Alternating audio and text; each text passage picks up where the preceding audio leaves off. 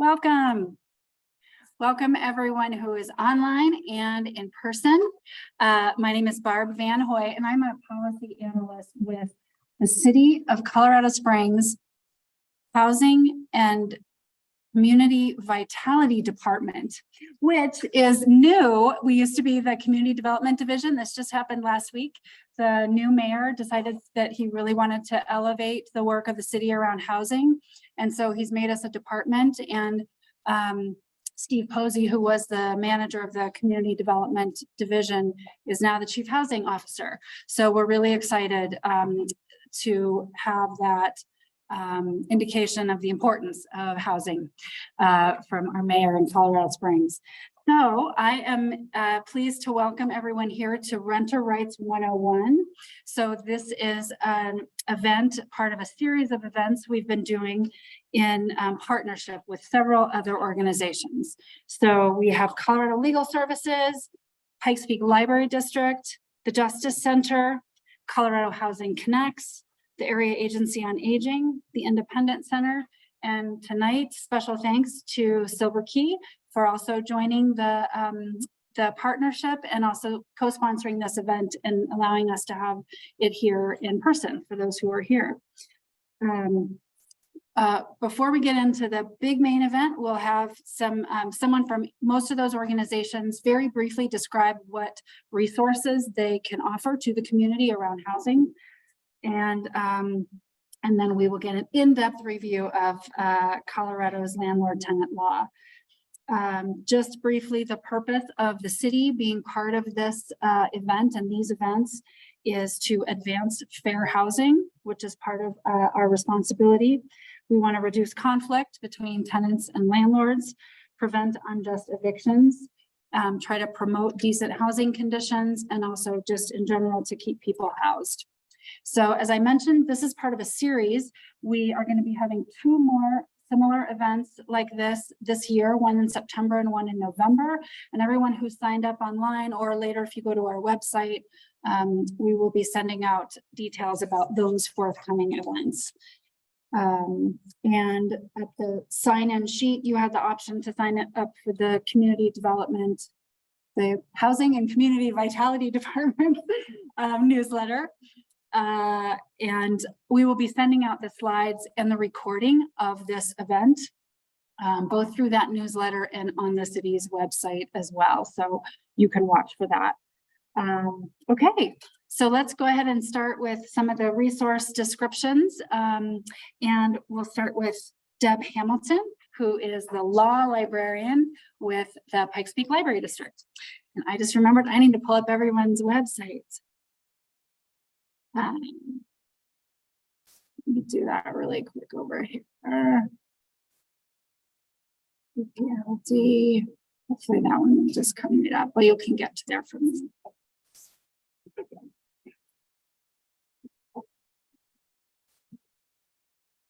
So hi everyone, my name is Deb Hamilton. I work at Pikes Peak Library District. I'm the law librarian there. So if you're not aware, the library does have a legal research collection. It's located at our downtown location, the Penrose branch at 20 North Cascade. So if you need help finding laws or connecting with legal resources, we're a good place to start. We can point you in the right direction to find information. We do have a number of things on our website too that I'm just going to show you very quickly how to find, but you can always come into any of our locations or call into our reference line and we can get you set up that way too. So let's see. When you're on our homepage, which is just ppld.org, you click on research and then go here in the middle to law collection.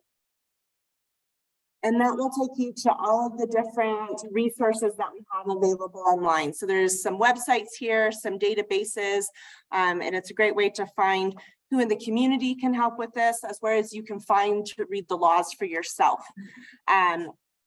If you scroll down, there I am, so you can always email me here or give me a call on the phone. And then if you go to the very bottom of this page, I have a number of very helpful resources down here as well. So I don't want to take up too much time because we got a lot to get through, but please just remember the library. We can help connect you with things. So if you have questions about anything you hear today and don't remember who to reach out to, we can help you figure who to talk to. Thanks. I just realized it's not sharing the whole screen, it's sharing just this one. So for those of you who are online who did not see what Deb was just showing, we are going to drop in links for you in there. And sorry about that, Deb. Let me make sure that this is going to share the websites we're showing.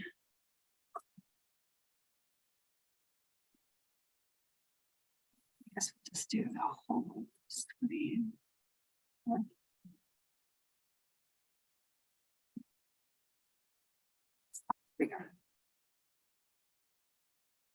I'm always slow with the technology.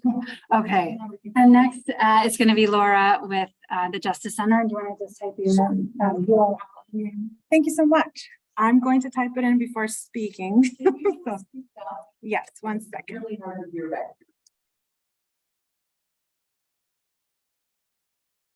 Did I? Sorry. Give me 1 second. There we go. All right, that should do it. I'm hoping. All right, so my name is Laura McKernan. I am the Executive Director of the Justice Center. We have 3 programs in our mission to promote and increase access to justice. That's what we want to do through 3 programs. The first one is called Find a Lawyer. We pair clients in the community who can't afford attorneys with volunteer attorneys in the community. Our second program is called Ask a Lawyer, and that one gives you one-time free anonymous legal advice.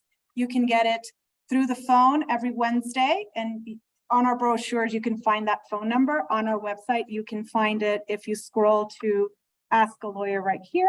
It'll say call a lawyer, and it'll give you the phone number. You can call in 7 to 8:30 p.m. and an attorney will answer your call. If we do not have an attorney available, we refer you to email a lawyer. It's our newest Ask a Lawyer project. And that you literally email in and an attorney will answer your question. We usually say 7 business days, but they usually get back to you much less than that, in much less time than that. And then our third program is called Learn with Lawyers. And you're sitting in one of them now. We partner with good people like Colorado Legal Services, the city of Colorado Springs, and other institutions in the community so that we can come and be part of these events. We also have educational tools online. We have a YouTube channel where you can go and scroll and find information. So please feel more than welcome to take the brochures we have for you, not only for my organization, but for all the others here present. And please make sure to ask the appropriate questions when you do call in or when you email in so that you can get a proper answer to those questions. Thank you for being here today. Next, we have Kathy with Colorado Housing Connects.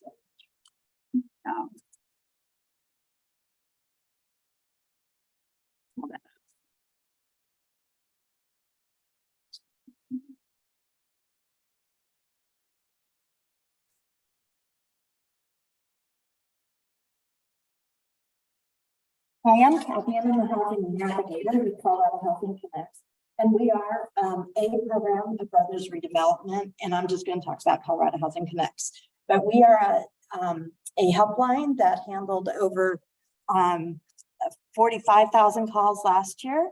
The need is so great that we've hired more, and we are breaking those records big time. And so we can answer questions on rental assistance.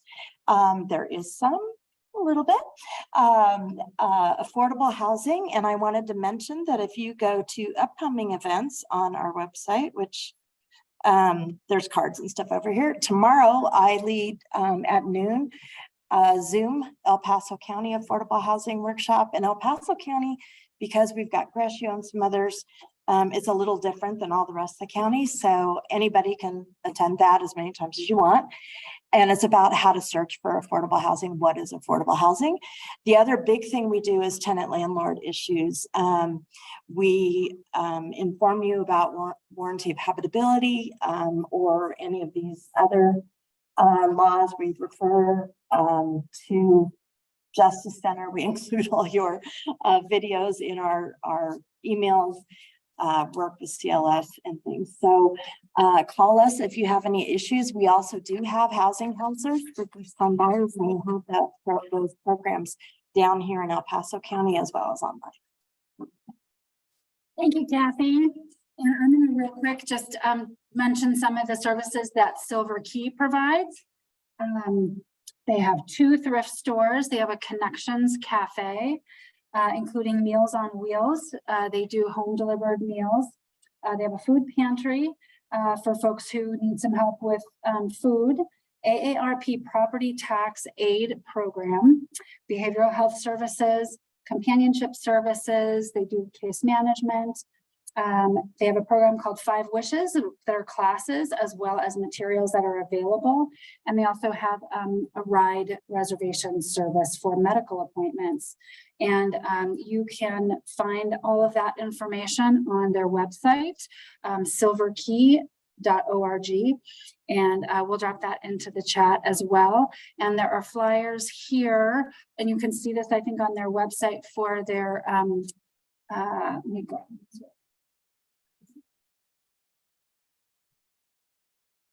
There's a mental health first aid event coming up, and then also the Silver Key Senior Summit that is free to attend. So those are, oh, and then the one thing I wanted to mention for the Community Development Division, which now has a new name, I'm going to keep saying that. We have an emergency housing resources page on the city's website under community development, and it lists a lot of the organizations and services that are available for people who are in some kind of housing related crisis. So the city doesn't provide services, but we help fund some of them, and we help residents navigate and find those services. So if you you can find that easily by typing in community development, City of Colorado Springs. So that's all of the resource descriptions that we wanted to make sure you were aware of. And so now I can introduce Clinton Albert for the main event. Clinton is an attorney with Colorado Legal Services, and his caseload is entirely landlord tenant, and he's been doing 4 years, 5 years, yeah, up to for the last 5 years with Colorado Legal Services. Please join me in welcoming Clinton. And while we do that, I'm also going to make sure that you can see his slides. Okay, so you'll want to maybe open it up and please go. Great.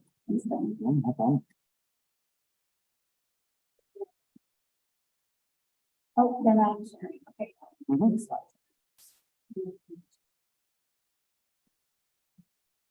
Oh, that's the PDF. You want the PowerPoint, right? No, Oh, you want the PDF? Okay. no, this is a presentation mode. Should be at least. No, Hold I on. think it's PDF because I saved it as a PDF and I left it open. That was me, sorry. All right. So you might need to, yeah, do this. Sharing. So slideshow. There we go. Just as soon as we get up and running. Good evening, folks. My name is Clinton Albert. I'm an attorney with Colorado Legal Services. Can you all hear me in the back okay? All right. I'll work on keeping my voice elevated. That shouldn't be too much of a problem, but if it drops down, just let me know. All right, so a few things to keep in mind before we get kicked off here tonight. Tonight's for informational purposes only. If you've come in this evening, or if you've logged on, you're like, I've got this specific issue, I'm gonna get an answer to it. Tonight's the wrong form. And you don't want a snap answer, because if it's a serious issue, you want a serious answer. And that's just, I don't have the time tonight to put in the required analysis and just research necessary for it. But if you are a low-income member of the community or a senior citizen or facing a housing issue, you may contact Colorado Legal Services at 102 South Tejon Street, Suite 430, or over the phone at 719-471-0380. All right, so I will open it up to questions at the end, so feel free to jot those down so you don't lose them. Along the way, I will try to check in at certain points just to kind of see where the questions are. But just some things to keep in mind before you move into a new residence. If you have an option to put something in writing, you put it in writing, everything. If it's an agreement regarding an installment for a security deposit or what's going to be moved in, the work to be done before moving in, put it in writing. A lease is a contract. It doesn't matter how you knew your landlord before you moved in. It is a business relationship. It could be your best friend of 25 years. You could trust him with your life. Put the lease in writing. Oral leases, they're valid. It's more difficult to prove specific terms. They're presumed to be month to month. You cannot have a lifetime oral lease. If somebody tells you you can live here the rest of your days, that is not going to be enforceable. So that's why I keep saying, put it in writing. So before you get to putting things in writing, the first step is going to be applying for a new residence. So what are some of the rules that are involved in applying for a new residence? Well, landlords are not allowed to charge an application fee unless that entire amount is used to cover the cost and processing. Cost may be the actual expenses or the average expenses for processing multiple applications. Can't charge different amounts to different applicants. And there must be a written disclosure for the anticipated or actual expenses to process an application. And you must receive a receipt for any fee charged and paid for. Landlords must make a good faith effort to return remaining amounts to the applicants. So what kind of history can be considered? And you may have seen, off the top of my head, I don't know it right now, but there have been a lot of legislative changes in the spring legislative session. They are not all in effect at this time. Some will go into effect in August, some will take effect in January 1, 2024. Some are in effect. I will only be covering any ones that are currently in effect. We already have quite a bit of ground to cover, so I'm just trying to use that as judiciously as possible. So you've turned in your application. What kind of things are fair game on an application? For rental or credit history, it's the last 7 years. Anything beyond that cannot be used as a basis to deny an application. What about criminal history? No arrest records. Doesn't matter what the arrest is for. You could have 1,000 arrests. If you have 0 convictions, it doesn't matter. About convictions, no convictions older than 5 years.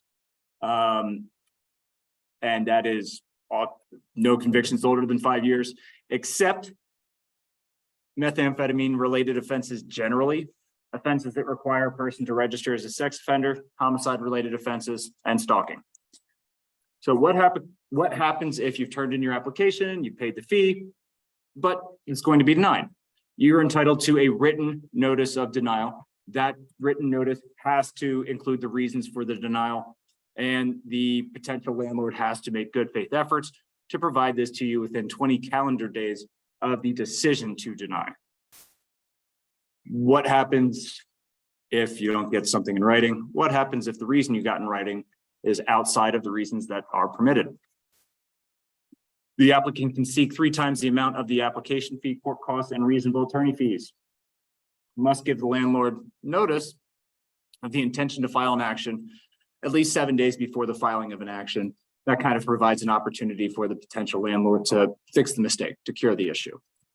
If a denied applicant brings a meritless claim, you were convicted of stalking 2 years ago, then they will be liable for landlord's court costs and attorney fees.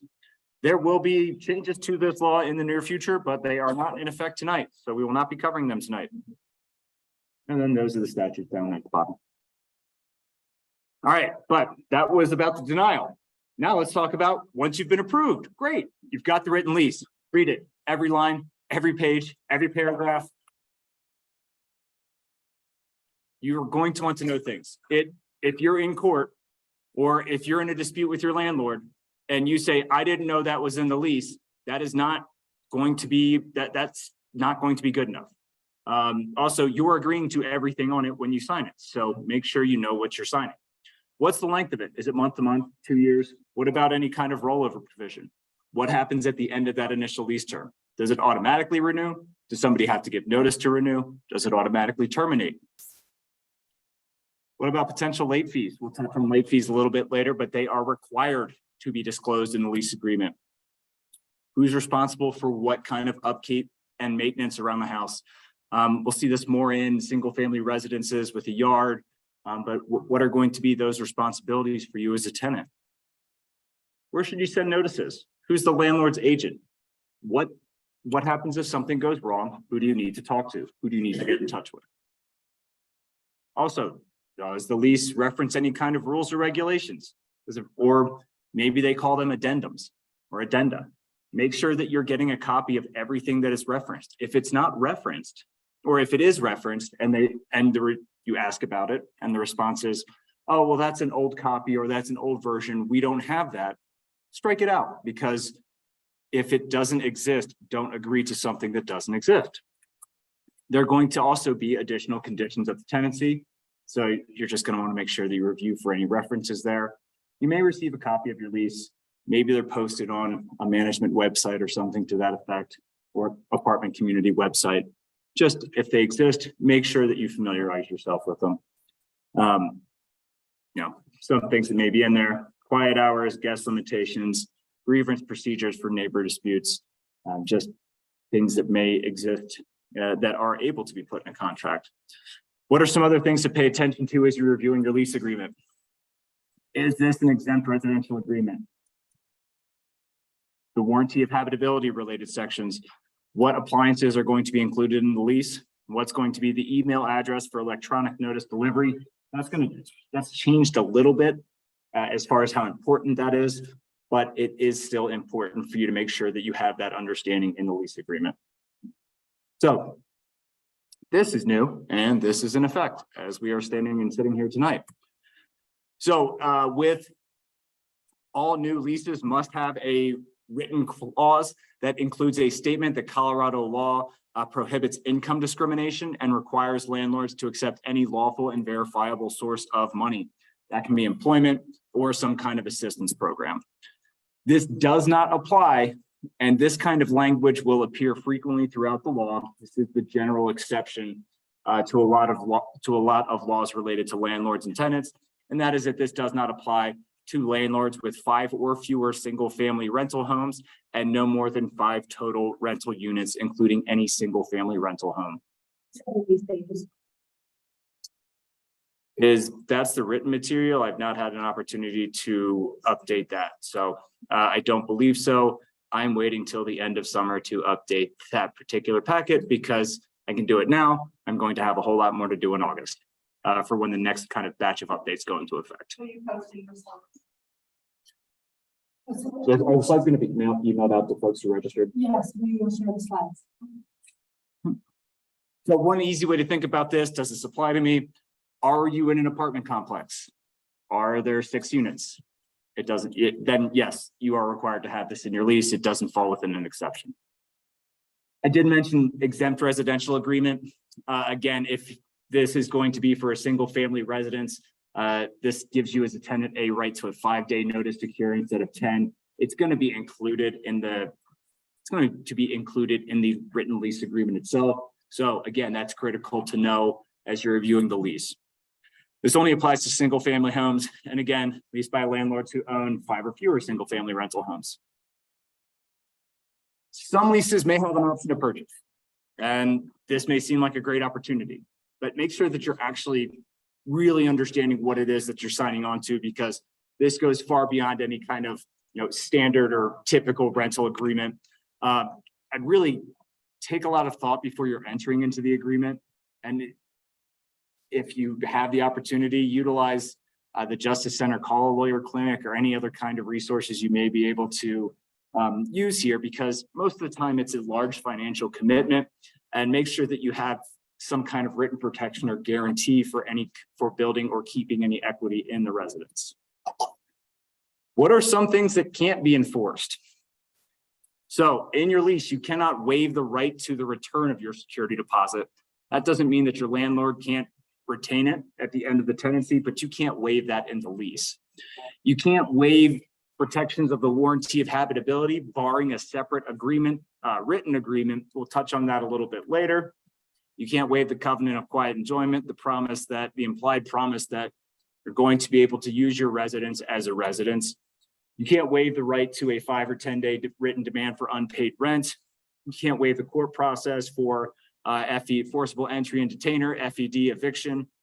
You also cannot waive late fees being capped at $50 or 5%, whichever is greater. So if you've got a lease from say 10 years ago that maybe had, or 5 years ago, that has a late fee section that charges greater than $50 or 5% of the late, or 5% of the late rent, that's going to be void and unenforceable. And we'll touch on that a little bit later in some future slides. There are more things that cannot be in your lease.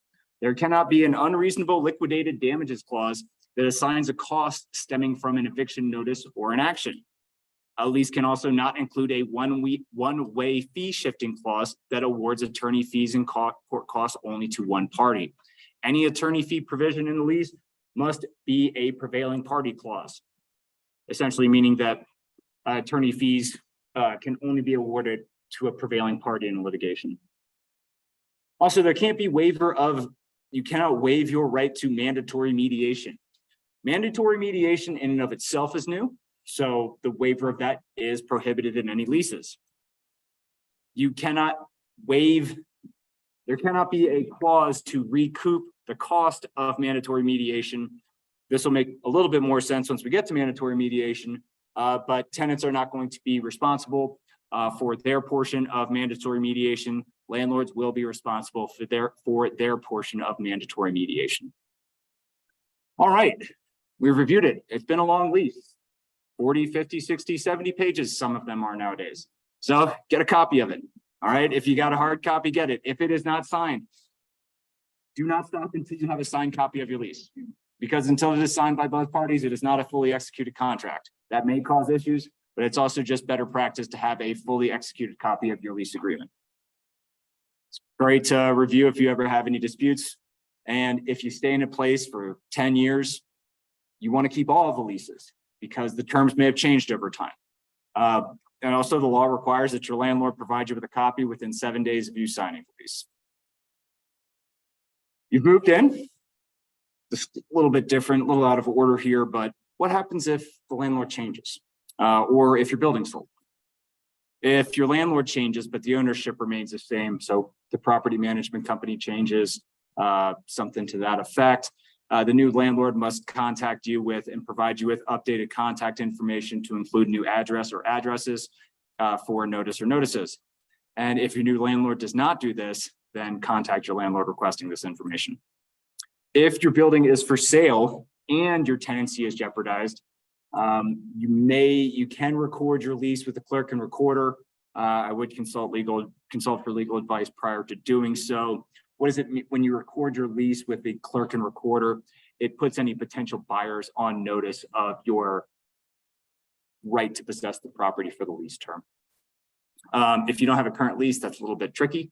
So you may want to contact the new owners and to propose a new rental agreement to see if there's something that can be worked out.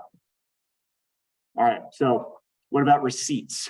Talked about saving a copy of your lease. Another really good practice to start or to keep going is to request any kind of receipts for anything paid. So you have a right to receipts that are paid with cash or money order. You can request an immediate receipt and you do that in person. If you pay by mail, you have to make a request for that receipt and you have a right to it within 7 days. If you receive a monthly statement, that can be acceptable. If you pay by check, personal check, certified check, always keep a copy of those checks. Keep that for each and every month. That way you have a construction of your own financial records relating to what you've paid. Rent increases. So Colorado prohibits rent control, but there are rules concerning how often a landlord can increase the rent. There is currently no cap on how much a landlord can increase the rent. So landlords are not able to increase the rent more than one time in any 12-month period of consecutive occupancy. And that's going to be regardless if there's a written or an oral lease, if it's 12-month, month-to-month, open-ended, whatever the term may be, it doesn't matter. 12 months of continued occupancy, one rent increase throughout that time. Increase it to whatever amount they want. Correct. I thought there was a 10%, they can only increase it by 10%. Not today. I just spoke to the housing authority. Mhm. And, she said that they could only increase it by 10%. The housing authority. The Ocasio housing authority, Mhm. yeah, so to miss, There are going to be different rules. I'm referring to the state law right now, and you could be correct, ma'am, and that could be coming in August. But at the beginning of the presentation, I prefaced that there's a lot of changes coming. Mhm. Some are in effect tonight. Some go into effect the first week of August. Others go into effect January 1, 2024. I'm covering what's in effect tonight. Okay. So as on the Colorado level, there's still no cap on the increase of rent. So landlords may not terminate a residential tenancy with no written agreement by serving a notice to quit with the primary purpose of increasing the rent with less than 60 days notice. Skipped over one there, and that's that in order to increase the rent, you have to be provided with 60 days written notice. So if, let's say you're on a month-to-month tenancy, you can't really, it's my opinion that it doesn't work with the law that you get a 30-day notice saying, hey, we're going to terminate your tenancy. Here's your 30-day demand, or you can renew at this higher rental amount. Well, that's pretty blatant that it's just trying to get around the 60-day requirement. So I don't think that would be a valid rent increase. what you're saying. I'm sorry. That they can get around it, is what you're saying. If they don't give you a 60-day, at least a 60-day notice, that your rent is going to increase. Say they give you a 39-day notice, that they're still in the right? No, I said the opposite. Okay. Okay, we will open this up to questions at the end, ma'am. Okay. All right, so I had referenced late fees a few times. This is relatively new, the last couple of years. There are quite a few rules now on late fees, whereas before there were none. So landlords are not able to take any of the following actions. And that is charge a tenant or homeowner. If you're thinking, well, why the homeowner, Mobile Home Park Act, a late fee unless a rent payment is late by at least 7 calendar days. First and foremost, they have to be disclosed in the written rental agreement itself. So if you're on a verbal lease, one benefit is you can never be charged late fees because it is not disclosed in the written rental agreement. Charge late fees that are greater than $50 or 5% of the rent that is late. Keyword there being rent that is late. Require somebody to pay a late fee unless, again, it's disclosed in writing in the rental agreement.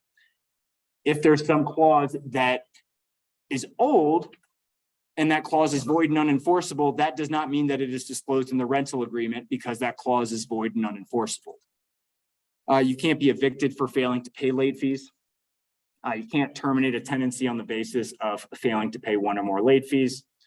You can't impose a late fee for, you can't charge late fees for, and this was already federal law, but you can't charge late fees for a rent subsidy provider being late on a payment. You can also not charge a late fee more than once for each late payment unless, except that you can charge up to $50 or 5%, whichever is greater. You also can't be required to pay any interest on a late fee. All right, we're still on late fees, folks. You can't charge a late fee unless you provide written notice that you're charging a late fee within 180 days after the date upon which the rent payment was due.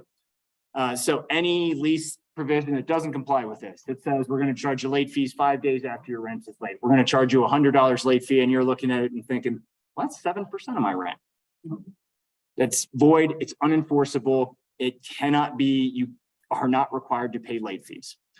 So if your landlord is violating the late fee statute, tenants have a statutory right to a $50 penalty for each violation. If you find yourself in this situation, again, I would suggest contacting some kind of legal advice because depending on how the late fee was charged, it is arguable that there could be a number of violations per late fee charged. If you're charged $150 and that is on the 5th day of the month, it is not disclosed in the lease. Well, that's 3 violations in one right there. If you give your landlord written notice of the impermissible late fees in the 7-day period, they have 7 days to cure the impermissible late fees. you'd still have a right to the potentially to the $50 penalty. But if they don't cure it, then you can file a civil lawsuit and seek compensatory damages. And there, once that written notice has been provided and there hasn't been any cure and there hasn't been any solving of the prohibited late fees, then that penalty jumps from $50 to potentially up to $1,000 for each violation. And that penalty would be payable to the tenant or the homeowner. You can also seek costs, including attorney fees to the prevailing party and any other equitable relief that the court finds appropriate. It is an affirmative defense to an eviction that the late fee statute was violated. Late fee is distinct from rent, and a rental agreement may not classify a late fee as rent for the purposes of Colorado revised statute. And that is the statute cited there is the basis for non-payment evictions. So landlords are not able to work around evictions for late fees by simply saying rent is anything due under the terms of the lease. So late fees are not rent, they cannot be considered rent. All right, we've gotten a little out of order here. We're kind of still in the lease review phase of a tenancy, but now we're ready to move in. Trucks out front, boxes are ready to go. Can't wait. But before start unpacking, take the time to document what you're moving into. Take pictures, take videos, show the condition of appliances, water fixtures, light switches are working. If the garbage disposal sounds funny, take a video and capture that the garbage disposal sounds funny. So why are these important? This is documenting the condition of the residence at the beginning of your tenancy. Whether you're there for 1 month or 15 years, you want to show how things were when you first moved in, because down the line, you may be in some kind of dispute or litigation over whether or not you caused damage, whether or not that damage was normal wear and tear, or if it was pre-existing. So again, damage or undamaged, document everything, because you're also, when you're moving out, and we'll kind of touch on this later, you're going to want to take the same photos. That way you have kind of the beginning and the end. You have the bookends of the tenancy. This is going to be crucial for security deposit disputes, because then you have the proof of what things looked like and how things functioned when you first moved in. Try to do a walkthrough with your landlord. You don't have to do it, but I think if you're able to do this, you can point out some pre-existing damage. It's good to kind of enter this contract into this business relationship with the same understanding of what's going on inside the home. Also, if there are some conditions, maybe you get a written agreement on these repairs will be done on X date by the time you move in, within 1 month of you moving in. Be critical, but don't be unreasonable. If you knew it didn't have, walk-in closets, it didn't, you knew that. But if light switches aren't working, if light bulbs are burnt out, if the smoke detector's not working, make those kind of requests up front and write it. Just say, hey, we did the walkthrough. These are the issues that we noted. You're not being bothered by pointing this out. You're paying money. You're purchasing something. Again, I'm going back to, this is a business relationship. So have that same understanding as your landlord, that this is what I'm moving into. This is what I'm paying money for. All right, the warranty of habitability. This is going to be a long section. So before we get into this, I'm going to check the chat for any questions real quick. All right. The question is, can I request a rent reduction based on the fact that it is way smaller than advertised? The answer is, I do not know. You could certainly make the request, but since that was kind of the agreed upon contract, it likely depends on what the contract describes as what the premises were. So apologies, I don't have that answer kind of locked and loaded, because again, it would require more analysis. Yes, ma'am. Sure. If something is not written in the lease, Mhm. I understand it shouldn't, but it's not, what happens? Like if they Yeah. said, I It- think it- it's like a use thing. If it's not written in the lease, more than likely, there is a lease clause that says the caption or the heading may be entire agreement. And that's probably going to say something to this lease, this document encapsulates the entire agreement between the parties. So if it's not written in there, it's not worth the paper it's written on. All right. A question, so the second one is, I know you said that you could it as a playground. Yep. What about utilities? That's what I'm thinking of. It's all right. There's, the answer is maybe. Late fees are explicitly prohibited by statute. There's not such a law, an explicit law in regards to utilities. Is there a quick question over here? I had a couple Mhm. of questions. You mentioned that, methamphetamine related evictions could cause a denial of Correct. the application. What about other, drug use such as fentanyl and heroin? It's not a law. That's not a law, okay? If a person, makes an application and they're denied, does not provide a mailing address for the landlord, what is the landlord's responsibility then? Good faith efforts. If there's some kind of, maybe there's a phone. They checked the application, they noted there was not an email address or a mailing address, that kind of thing. Make a note of that. Also, presumably there was a phone number listed. Okay, okay. So, And then once upon a time, I had an HOA that when we turned in money, they said that we, whatever funds come in, we credit them in this manner. So it's late fees, interest, this, and then the rent. Is that what's changing? So when you get money in, you say that you can't take this, the late fee is a separate thing from the rent. right. Is that still, when they itemize it and say funds that are received are applied 1, 2, 3, 4 in this order? If Is that still lawful or? not if you're applying rent to late fees. But if they just send in money, how do you know that that's just rent? I don't.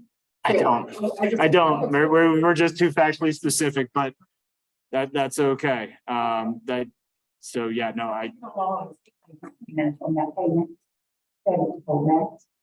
You have to apply that money to the rent. So whatever order they say that they're going to apply any fees that are received. certainly. The question was regarding the application of a payment to a tenant's ledger, and if landlords are able to kind of prioritize how they're able to apply that. The answer is, I don't know. It's going to depend on the language of the lease. A check is a negotiable instrument pursuant to the Uniform Commercial, the UCC. So there's just, it's going to depend on different facts. Okay, so I got a question. Are you done? Yeah. I got a question on you. Mhm. I live in a farmhouse. Okay. And 3 or 4 months ago, they changed management. Okay. They just up and said, okay, we're going 1 month now. And they're doing this to everybody. Who are the people that are disabled? Okay. All kinds of diseases, and paralyzed. And we want to discuss, they already said that they have the right to restrict or whatever they want. Do they have the right to just go, okay, we're going on a month now, no more, you know? For the most part, yeah. Okay, and under that, my second question is, so I guess they can evict at any time for any reason? Nope. What am I right to say? If you'll allow me, sir, we'll get to the eviction portion of this as well. Okay. All right. Excuse me. So I know that on it, just read it, what the lease happened. Mm-hmm. Okay. That was-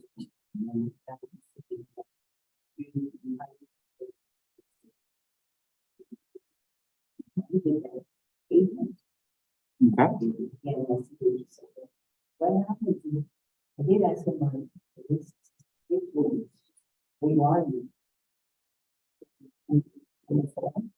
The lease is the lease. So, and also, I don't know. It would take, I would have to review your documents that you're referring to for me to be able to provide you with any kind of intelligible response. And tonight's just not the right forum for that. Okay. Okay, so I'm going to move on to the warranty of habitability. Like I've indicated, there will be a time for questions at the end. There's a lot more to cover, folks. Okay. So the warranty of habitability is the promise that your residence is fit for human living, for you to live in there as a human being. There are a list of things that by law present or not present in your residence. There's a list in the packet. There are going to be some updates.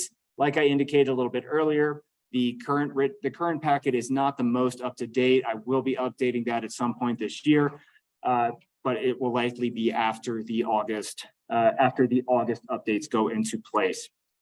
So electronic notice. Earlier when we were talking about the lease and reviewing your section for the warranty of habitability related notice sections, this is where that comes in. So you can provide a written notice, hard copy, you signed it, you walk it into the office, you deliver it, or you mail it to the address, or you can provide an electronic notice, an email, or some kind of portal messaging system. But a work order is not going to be as sufficient. At least in my experience, work orders are not sufficient really to explicitly say my home is uninhabitable. Because it could be when you're saying there's a water leak, that could be a leaking faucet, or that could be an indoor waterfall that isn't supposed to be there. So what makes up an electronic notice? This has changed a little bit, and we'll touch on that. It's by email or portal or management communication system that's available to both a landlord and a tenant. And this is what's new. So if you send an electronic notice, you must send it in the manner that your landlord typically uses to communicate with you. If everything's been done through email, but that's not really what your lease says, you can still send it via email. But if there's been no electronic communication, everything's done in hard copy letters or over the phone, then that's where you're going to want to go to the lease to make sure that you have some method to provide electronic notice. So again, the lease is not specific, and this was on the past slide as well. But the landlord shall communicate with, or the tenant shall communicate with the landlord in a manner the landlord has previously used to communicate with you as a tenant. So what that means then is that even though the law around electronic notice does not specifically include text messages, it is my opinion that if you are texted by your landlord, but you've never been emailed by your landlord, and there is no email address listed in your lease, text messages are now fair game. I hate texting. It is a terrible form of communication. Put periods in there. Pretend like you're writing an email, okay? It's an important issue. Treat it as such. You have something seriously wrong in your home.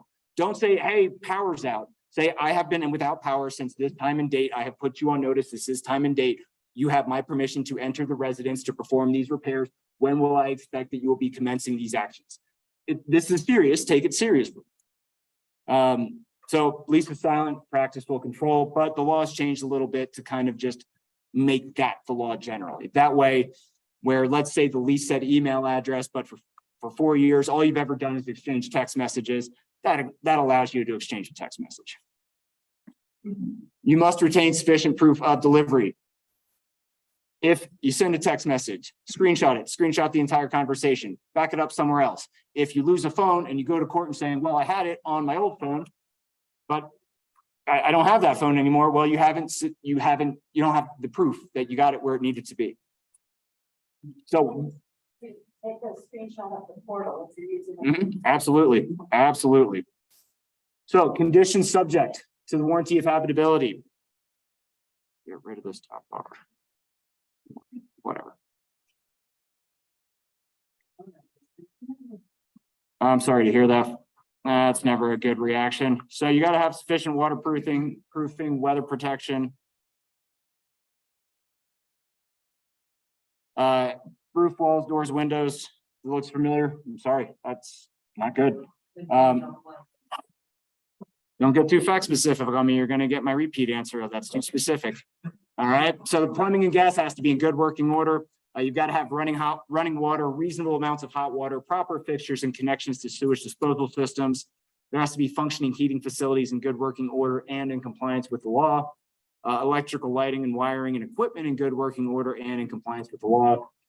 Common areas under the control of the landlord must be kept reasonably clean. This doesn't mean that it's necessarily dirty. It means that it's so bad that you can't get to your apartment. There must be an appropriate extermination response to infestations, which leads us to our fun friends, the bed bugs. So with bed bugs, if as a tenant and you think something's off, I think they're here, you have to notify your landlord. That's on you. You have to take that step. You can't expect it. Don't expect anybody around you to do that for you. Also, the longer you wait, the worse it's going to get.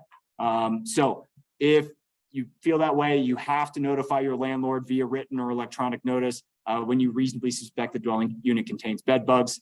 Landlords, you get that notice, you need to take action. Also, by not taking action, you're making it worse for everybody. It's going to be more expensive to treat more units. So landlords, within 96 hours of getting this notice, you have to provide your tenant with a 48-hour notice of your intention to enter the dwelling. And that's going to be either yours, an inspector, or pest control agent's intent to enter the dwelling. And you also must obtain an inspection by a qualified inspector. The landlord may also enter the dwelling unit or contiguous units for the purpose of inspection. If inspection confirms bed bugs, then in the unit that was given notice about, then the landlord has to inspect everything. Because one thing to keep in mind is I'm sure that there's an example that of some exception, but generally speaking, it's impossible to prove source. It's impossible to prove where they came from, how long they've been there. They can lie dormant for 6 to 9 months. They're just nasty little buggers. And that inspection of all contiguous units must be done as promptly as reasonably practicable. Let me move this bar again. Let's see if I can. All right, landlords, you are going to be responsible for all costs associated with an inspection for and treatment of bed bugs. However, and we'll get to tenants, you're going to be responsible for the costs of getting the place ready. That'll be on a separate slide here, and we'll get to that in a second. So after the inspection, landlords are required to give you as a tenant a written notice within 2 business days whether the unit contained bed bugs. So that's after the inspection. We could still be within that original 96-hour window, but this is a new 2 business day time period that applies. If the inspector determines, look, we've looked at this unit, we've looked at everything around it, we don't see anything, then that notice must also include a statement that if the concern remains, you as a tenant may still contact the local health department. So landlords are not able to retaliate against you for that. And we'll touch on retaliation in a second. That has been updated and is currently in effect. If the inspector confirms the presence of bed bugs, then the inspector must provide a report to the landlord within 24 hours. Then not more than 5 business days after the inspection, the landlord shall commence reasonable measures to effectively treat the bed bug presence, including retaining pest control services. I'd like to focus in on effectively. If there's, unfortunately, you've got that positive report and your landlord hands you a can of Raid and says, here you go, have fun. No, that's not in any way, shape, or form sufficient. This is not, these are not ants, these are bed bugs. They can only successfully be killed by heat. I know there are some chemicals that work, but landlords, this is your responsibility. If they're bed bugs, that's kind of part of your role as a landlord, is treat them. So tenants, your role in this, unfortunately, is that you've already got bed bugs and you have to comply with all reasonable measures to permit the inspection and treatment of your residents. You're going to be responsible for all costs associated with preparing the dwelling for inspection and treatment.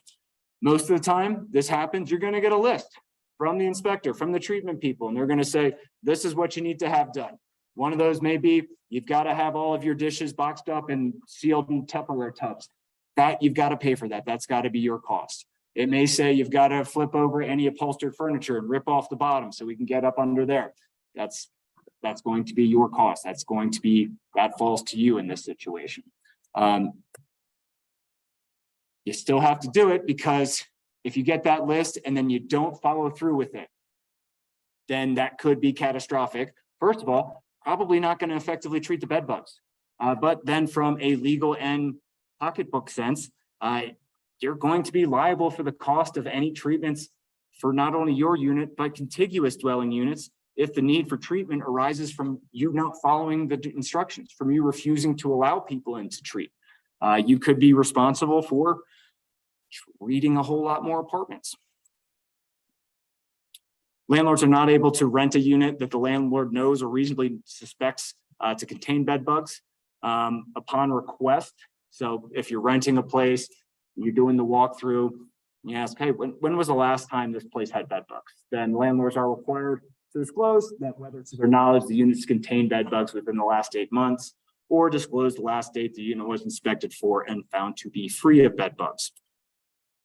Landlords who fail to comply with their roles and duties for bed bugs are responsible for a tenant's actual damages.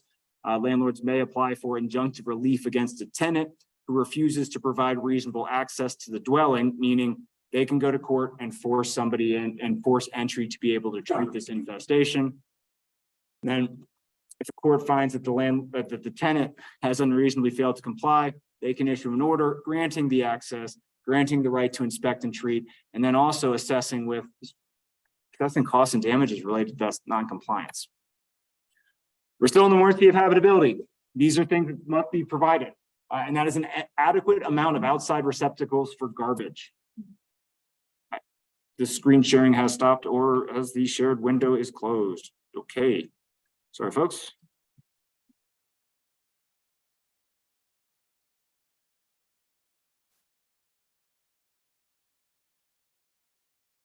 We were on trash cans.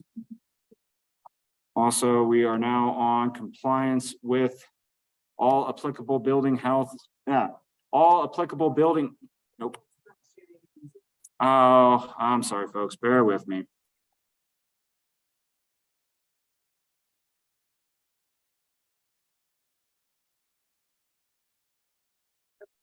All right, there we go.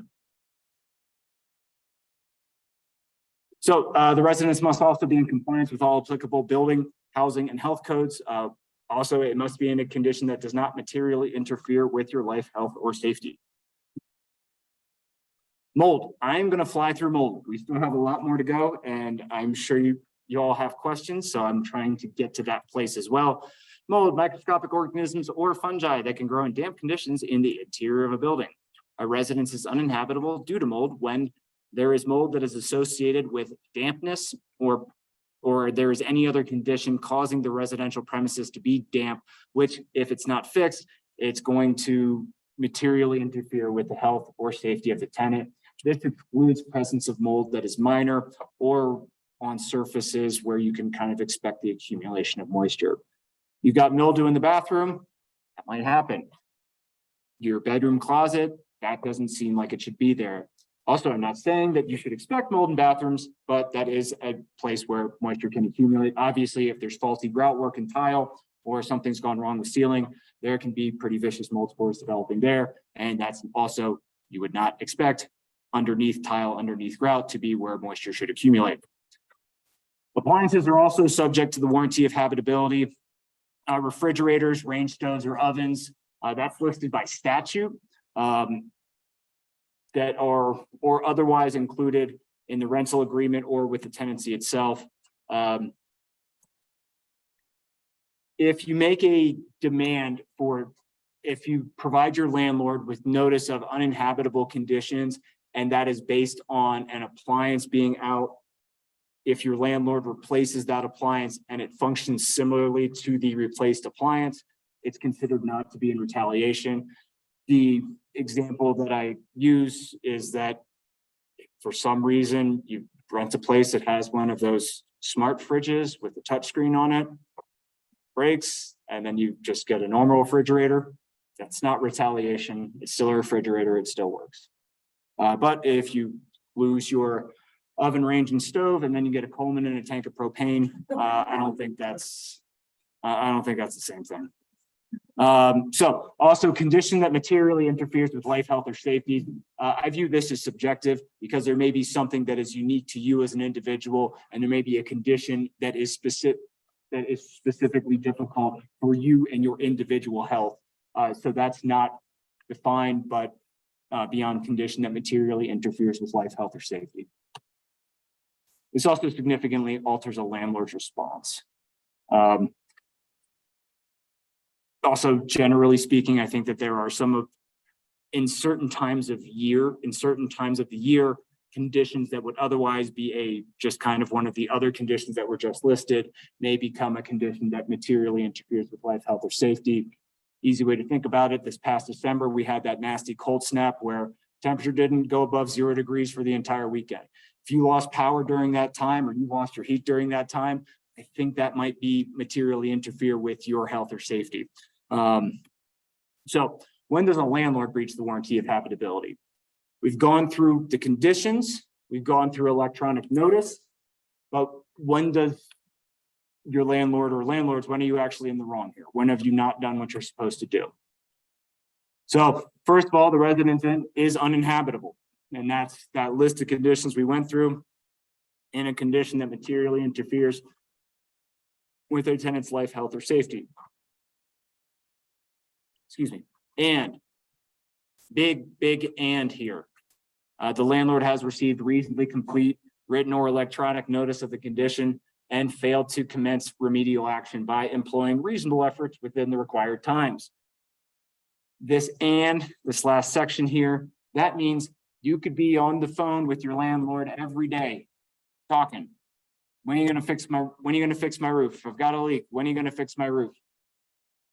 It's happening. I'm going to get to it. You've been talking for months now.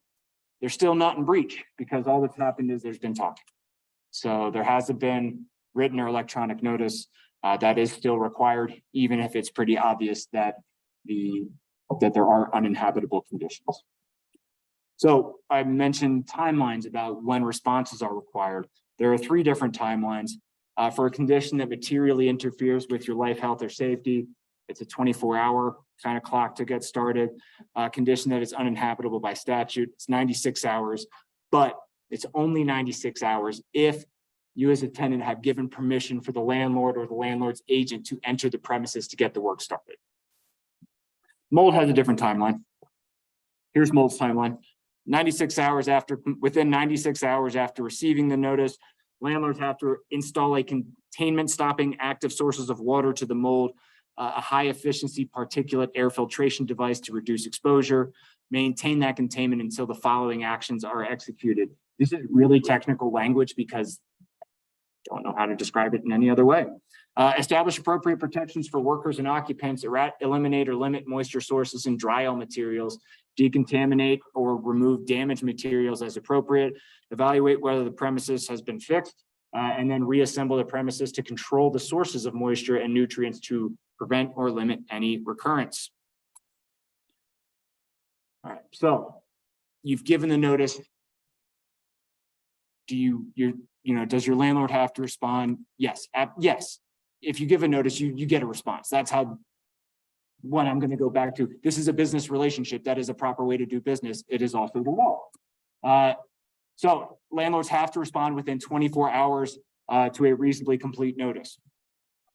This time is extended up to 72 hours if the premises is inaccessible because of damage due to an environmental public health event. Think fires and floods. The response must contain the landlord's intention for remedying the condition, how you're going to fix it, when it's going to start, when it's going to finish. Also, if you get a response, you give the warranty of habitability notice, and the response you get is, I filed a claim with my insurance company. Great. That means nothing. That's proof of nothing. That is not the work getting done. That is great. Fix it. So what about alternative residence? An alternate residence. In some situations, yes, you can request that. It is obligated to be provided to you. So if the residence is in a condition that materially interferes with your life, health, or safety, and you make a request, you have to make a request. It is not assumed. Excuse me. You have to make that request. A landlord shall provide a comparable dwelling unit or hotel room as selected by the landlord at no expense. There's a typo I missed. No expense or cost to the tenant. Sure. In the word shall. That is not will. Correct. It's not may. It's not can. Shall is shall. No, it's shall. It means that's it. That's not wiggle room. Shall means yes. Shall is not may, shall is not discretionary. Shall means shall. So landlords are not responsible for other costs that arise after the relocation period, such as, an easy example I can think of is there's spoiled food in the fridge now. There's spoiled food. That's as long as they're complying with the warranty of habitability, they're not responsible for that cost.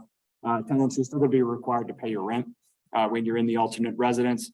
And again, this only applies to material interference with life, health, or safety. So if you're not stating that in the reasonably complete notice, then you're not really getting to that point on unreasonably completing the notice. So what happens? We were asking, when is the landlord in breach? Now the landlord's in breach. So what can you do about it? You can terminate the lease. That's one of the easiest, they're not easiest, but that is probably the oldest relief available to tenants is you can terminate the lease. But be very honest about that. Moving takes time. And oftentimes that's not something that can just be done on the drop of a hat. It'd be great, but it's not the real world. But it is an option. If there's no response, if nothing's done more than 10, but less than 30 days after having received the reasonably complete notice, you can terminate the lease. If it's an environmental public health event, you provided notice, the landlord cannot fix the problems within 60 days and cannot provide alternative housing for that time period. You can also terminate the lease there.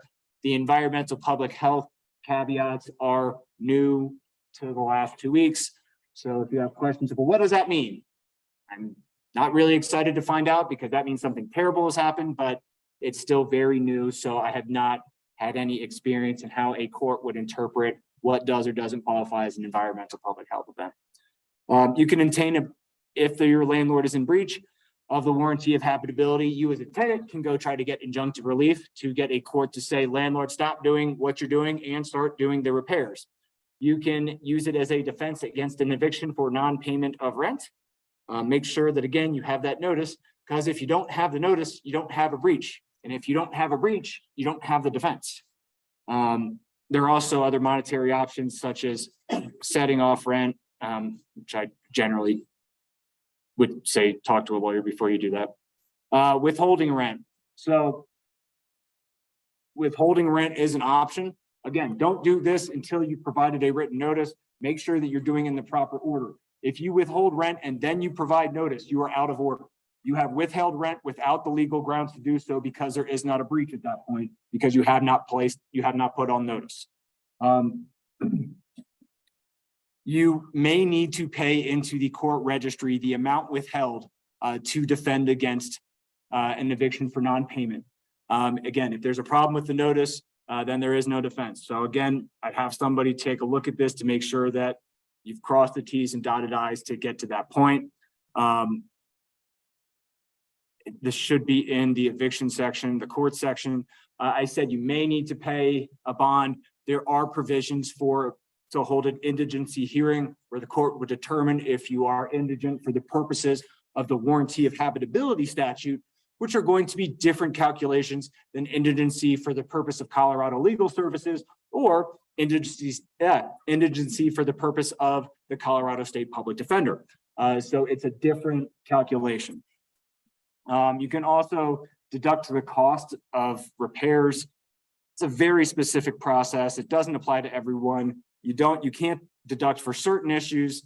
There's timelines. You have to get estimates from a licensed professional that you are not related to. Your landlord then has the option to get a estimate from a licensed professional that they are not related to. If you do this wrong, your landlord can evict you. And if you do it in bad faith, you can be automatically evicted and then owe even more money than what was deducted.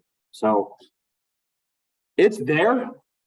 I'm sure in certain situations, this may be a benefit to someone. If you feel that you're that person and you're in that situation, I still would talk to somebody first to make sure that you're following the process correctly. Are there exceptions? Yes.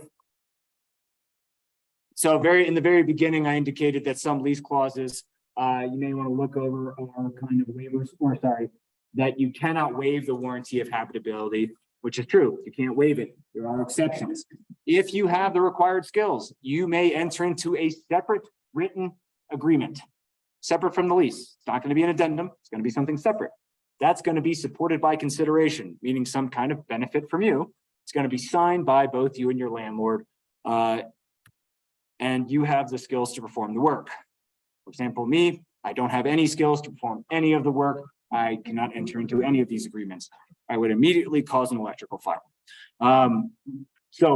If you're unsure about whether this applies to you, please seek legal advice. If, for example, you take over, you are an electrician, you take over the electrical work in the house, you're now not able to claim a breach of the warranty of habitability due to electrical issues because you have taken that on. That is why that part of there of supported by adequate consideration. This is not for free. You are not doing somebody a favor. This is business. You are taking away part of their duty. You should be compensated for that in some shape or form.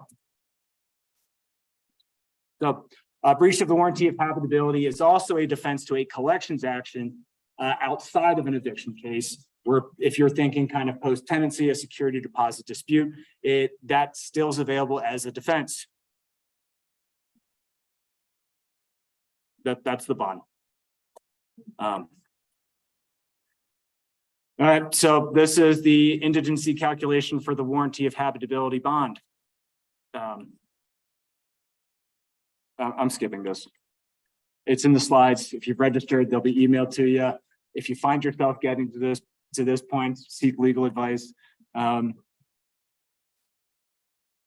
sure I didn't skip anything. Nope. All right. So at a trial, the court's going to determine the reduction of a premises rental value in its uninhabitable state to the date of the trial. Why are they going to do that? So if the court finds in your favor as a tenant, the reason that they're going to do that is because they're going to deny possession to the landlord for this non-payment issue. They're going to deem you as the tenant to be the prevailing party. You're going to have to pay the rent that is accrued to the date of trial, taking the reduction of value into consideration. You've been without heat for 3 months, you've withheld for 3 months. The judge is required to say, well, this is what your place is worth without heat for 3 months. You must then pay that amount, that reduced amount, into the court registry or to your landlord within 14 days of that judgment. If you don't make that payment for the reduced amount, the court's going to reverse the judgment and you're going to be evicted. The court may also order the landlord to make repairs. This is somewhat new, surprisingly. And to correct the uninhabitable conditions, the court can also order that reduced monthly rent be the rent until they fix the problems.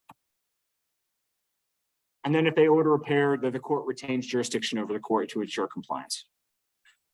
All right, this is one of the new updates that's gone into effect within the last month or so. And this is regarding retaliation. So a landlord shall not retaliate against a tenant for making a good faith complaint regarding the warranty of habitability to the landlord or to a governmental agency, think code, or organizing or becoming a member of a tenants association or similar organization. What does retaliation include? A number of things: increasing rent or decreasing services, terminating a lease without consent of the tenant, except as permitted by law. With affordable housing, there are federal rules, so it's not any reason at any time. That's kind of why I just kind of went through that question. We'll get to that, but there are more protections once federal funds are added. So in fact, for low-income housing tax credit properties, it can only be cause-based. For public housing, it can only be cause-based. Vouchers can be terminated, but only at the lease end. Can't be terminated in the middle of the lease for no reason. All right. But what does retaliation include? Bringing or threatening to bring an action for possession. But that means eviction. Threaten to take to court, that can be retaliation. Taking action that intimidates, threatens, discriminates, or retaliates against the tenant. Retaliation is a defense against eviction. The Colorado Supreme Court is currently considering a case to expand retaliation as a defense. They're considering it, so not law. We're not talking about it. Other resources, if you're dealing with issues related to habitability, Colorado Springs Planning, Community Development, Neighborhood Service Office. Barb, if I have put the wrong name in there, you're going to have to email it to me so I can update the slides. Oh, the Department of Health, or if you're out in the county, the El Paso County Planning and Community Development Office. I mentioned code enforcement. Code enforcement enforces the city code, not the warranty of habitability. So that's city, warranty, state, but there is some overlap there. But for example, mold, not in the city code. I used to have a really good, I used to have a better example. Window screens, our city code, not warranty of habitability. I think I have that one. But you can call both, but code enforcement's for the, yes, sir. There's a gray area with electrical boxes. I'm sure there is. I'm sure there is. And like I said, but it is a resource. It is a resource. And as a tenant, you can't be retaliated against for contacting code enforcement. In good faith. Keywords there, good faith. If it's become somehow evident that it's not in good faith, then maybe that could be a problem for your tenancy. I'm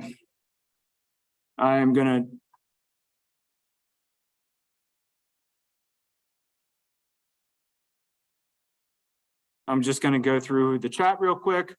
My lease doesn't specify the square footage, but the unit was advertised as 375 square feet. Again, this is going to be too fact specific for me to get into tonight. I would need to do more research on that.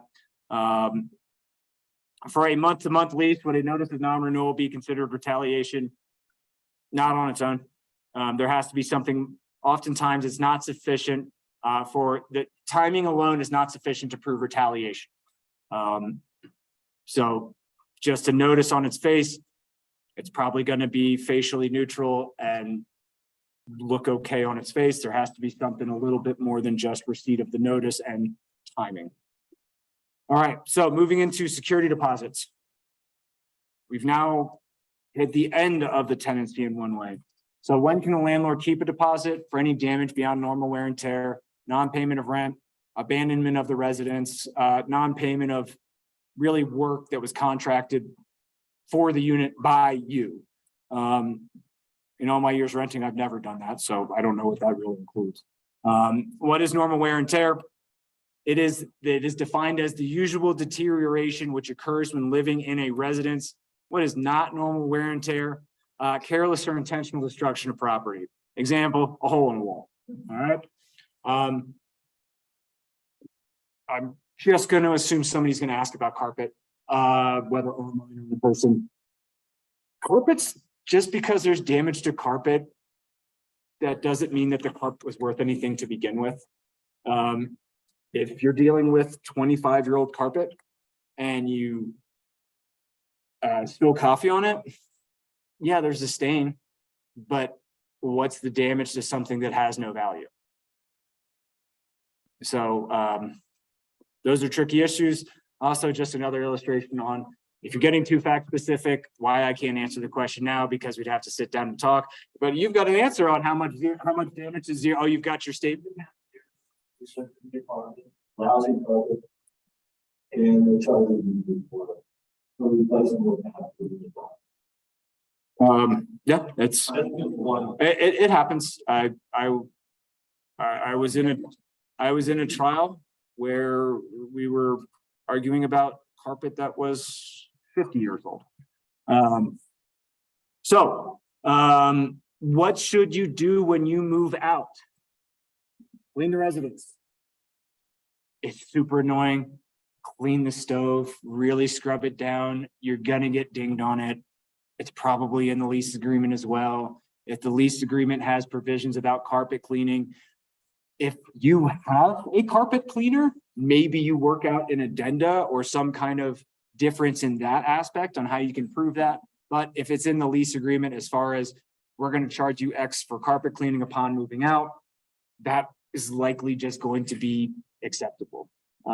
There's nothing specific in the law, in Colorado state law, that bars that type of lease clause as we stand here today.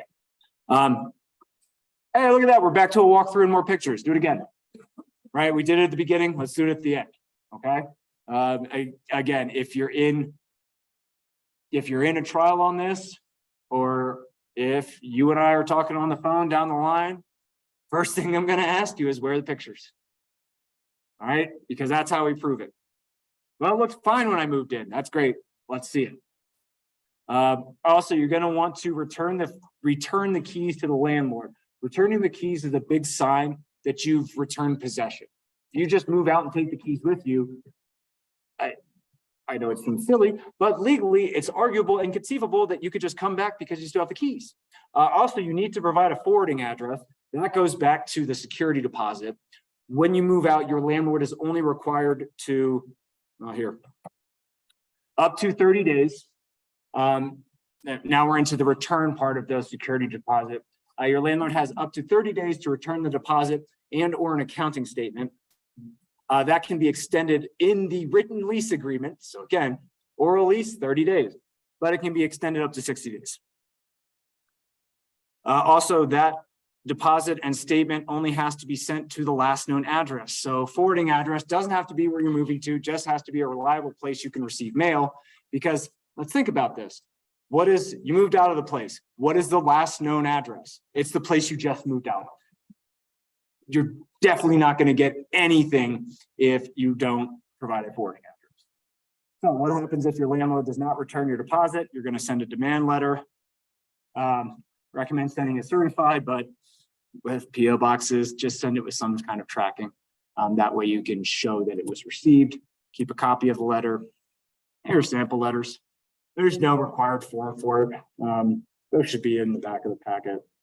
Your landlord may only refund part of your deposit. So beware of any kind of restrictive endorsement. Something that indicates this is a full resolution of any and all disputes related to the security deposit for X residents. If you send this demand and you don't receive a response, you can initiate a small claims action if the amount is under $7,500.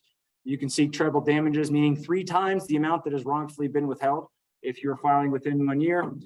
If the landlord deliberately fails to return the security deposit during that 7-day kind of cure period, their retention is logically willful. That's from Colorado case law. Early lease termination. When can we do it? Sometimes the language of the lease allows us to do it. The breach of the warranty of habitability, protections for victims of domestic violence, domestic abuse, stalking, or unlawful sexual behavior, military orders, an act of God, like a fire, so long as it wasn't caused by your negligence. For example, you caused the fire. Multiple warranty of habitability breaches. If the same condition is breached within 2 or twice within a 6 month period, and it's not appliance related, you can provide a 14-day notice to simply terminate the lease agreement. The Mobile Home Park Act. These are additional rights for tenants in mobile home parks. Folks, I apologize. I'm just going to take a 60-second break. I'll be right back.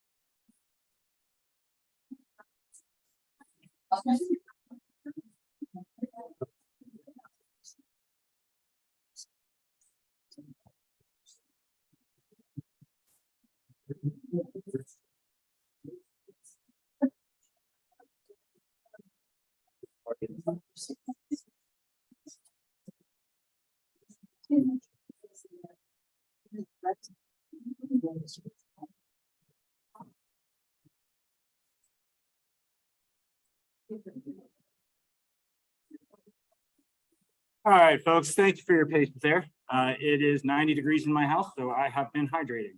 So we are back to, are we on a hard 8 o'clock deadline tonight? We're not gonna get kicked out. Folks, I've gotten kicked out of other places, so now I'm gonna breathe a little bit more. All right. So apologies if I've kind of drifted into my auctioneer voice there. So there are some additional rights for folks who own their homes in a mobile home park. You have a requirement to have a written lease or rental agreement. The termination of tenancy in a park must be for cause, as opposed to just ending it at the end of a lease term for no reason. The cure period for parks is 90 days. A notice to quit is 90 days to move or sell the home, with the exception of substantial violations. Security deposits can be no greater than 1 month rent. Lease requirements. There's more requirements as far as what is required to be in a lease. Adequately disclose the terms and conditions of a tenancy in writing. The day that unpaid rent is considered in default for the purpose of establishing a late fee. The name and mailing address where a manager's decision can be appealed, and all charges to the homeowner other than rent, including late fees. So in a park, what constitutes for cause termination? Not in compliance with local ordinances and state laws and regulations relating to mobile home parks and lots, not following written rules and regulations. The park is condemned or changes use, knowing false or misleading statements on an application for tenancy. Yours, your friends, your guest conduct, either you, a member of your household, or somebody you invited into the park, their conduct unreasonably endangers the life of a person in the park. One of the words I focus in on there is unreasonably. That doesn't mean that you don't have a right to self-defense. Again, conduct that damages or destroys the property of a person in the park in a willful, wanton, or malicious manner. What's missing from that definition? Negligence, because accidents can happen. The conduct constitutes a felony offense or was the basis for an action that declared the home to be a Class 1 public nuisance. Class 1 public nuisance does not mean that it's really super annoying. There are legal definitions on what is a public nuisance. I like to think of them in a very easy mnemonic device of brothels, bong shops, and betting parlors. So just sin, vice, however you want to look at it, that's kind of what we're talking about if we're talking about a public Class 1 public nuisance. I mentioned rules and regulations in a park. When can they be changed? If you agree to it in writing, then they go into effect immediately. Without your permission, they go into effect 60 days later, and they still might not be enforceable. As a homeowner in a park, you have a right to privacy. Park management has no right to enter the home without first obtaining the written consent of the homeowner to carry out statutory duties in the case of an emergency or when the home has been abandoned. And this written consent may be revoked at any time. Notice of the entry must include the date and approximate time of the planned entry and be delivered in a manner likely to be seen or heard by the resident in a timely manner. Homeowners in a park also and park management have a dispute resolution process that is not available to tenants outside of a park, and that is the Mobile Home Park Dispute Resolution Act. I'm going to speed through these slides. It kind of lays out the process. Again, this kind of allows a homeowner in the park to be able to get some kind of administrative determination on whether or not rules are being violated, and to be able to get that determination, to get that decision without being in court with the prospect of losing their home. So again, we're gonna speed through here. So if your question is on one of these specific provisions, I'm real sorry. But again, the slides will be made available.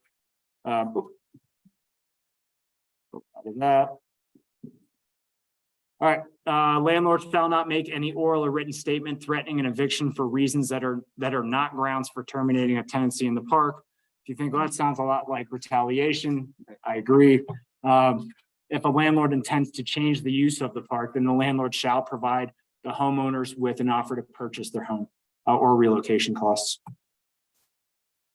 Shall not increase the rent if the park does not have a current active registration filed with the Division of Housing. has any unpaid penalties, or has not fully complied with any final agency orders issued by the Division of Housing.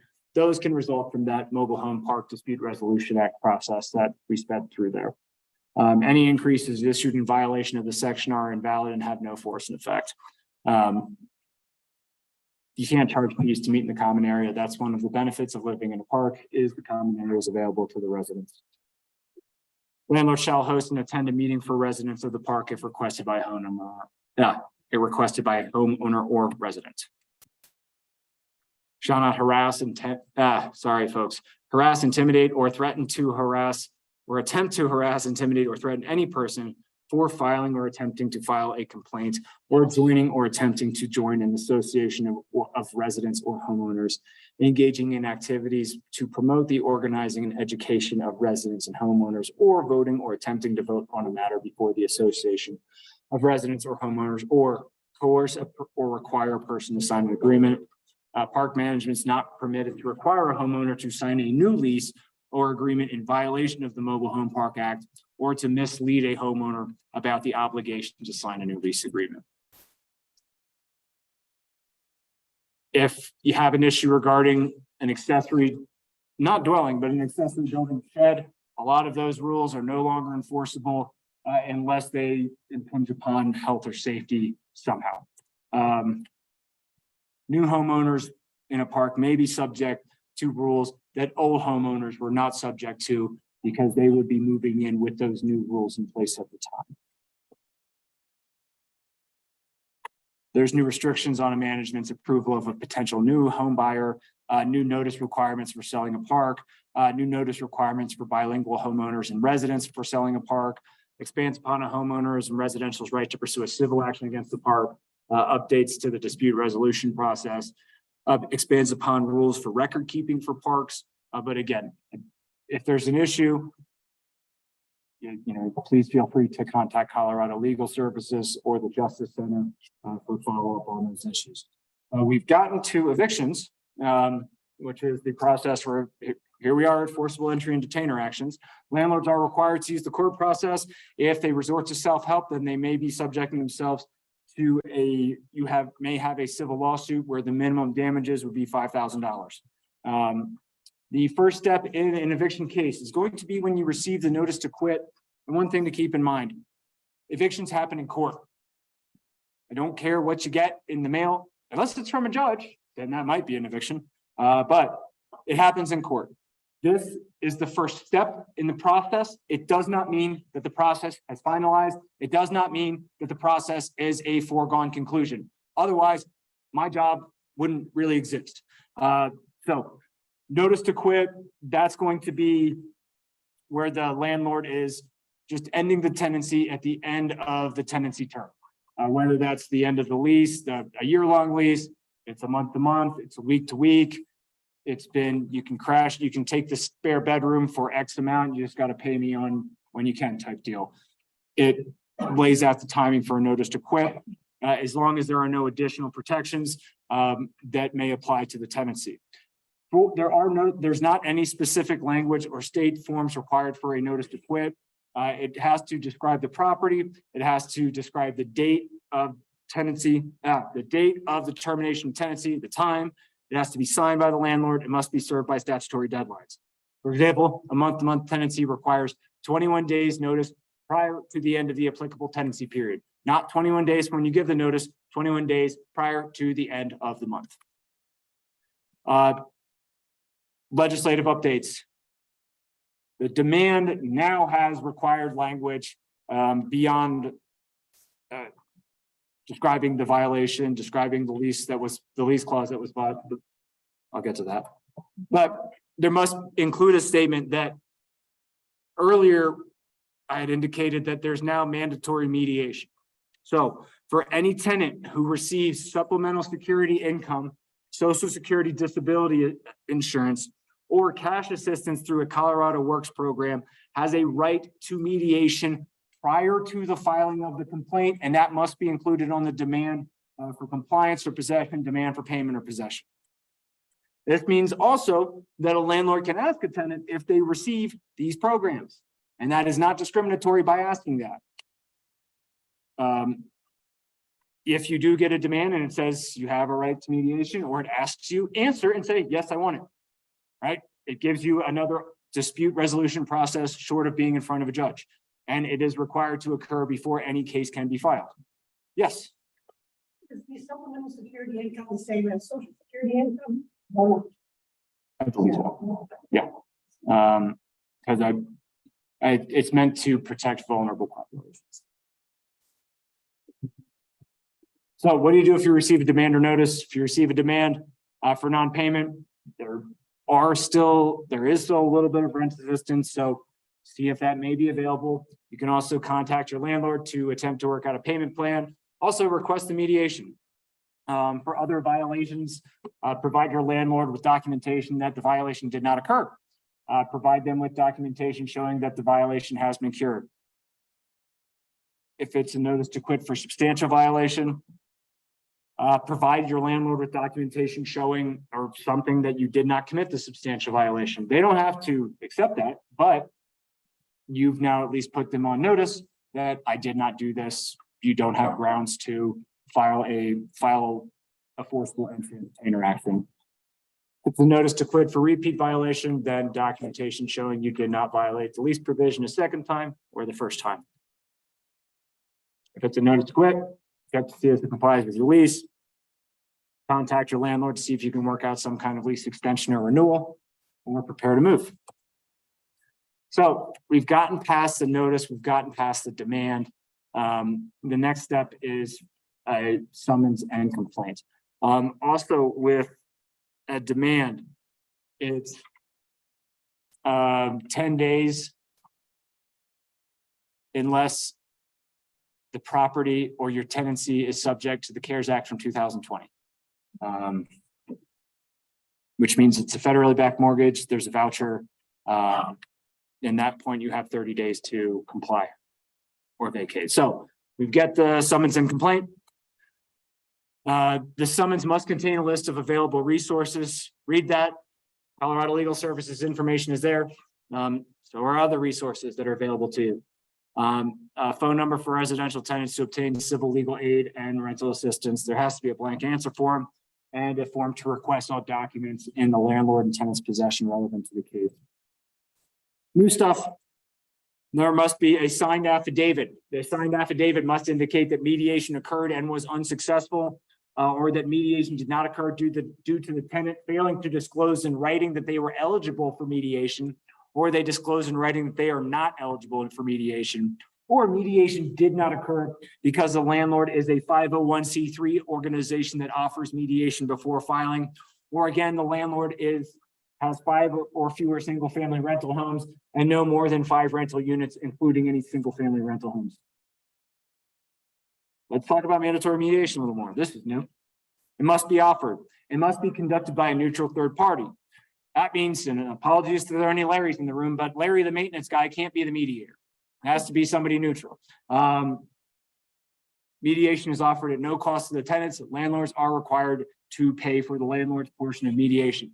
And if you think about this, this is not applicable to everybody because it's based on a source of income here.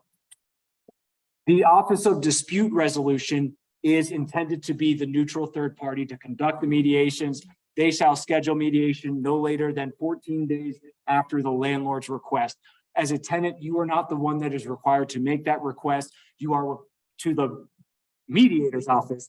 You are required to make it to your landlord and to engage in it, but it is your landlord that has to get that set up then.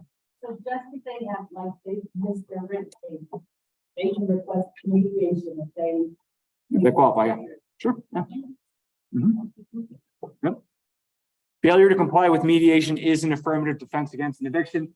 How that's kind of being treated here in El Paso County is that they're going to still require a hearing because there's still going to need to be an evidentiary hearing to prove that the new law was not complied with.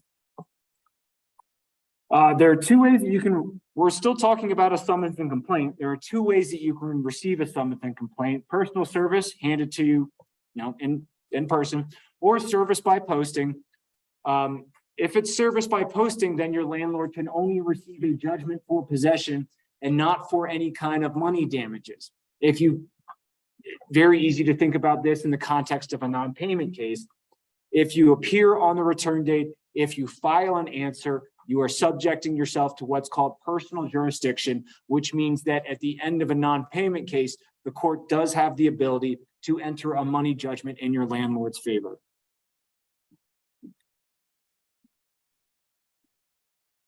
I mentioned filing an answer is one of the things that are able to be done. This is your legal defenses in response to the complaint. I'd emphasize it's legal because I've talked to folks who have had absolutely, gut-wrenching stories. They've overcome horrible traumas, but it's not a defense.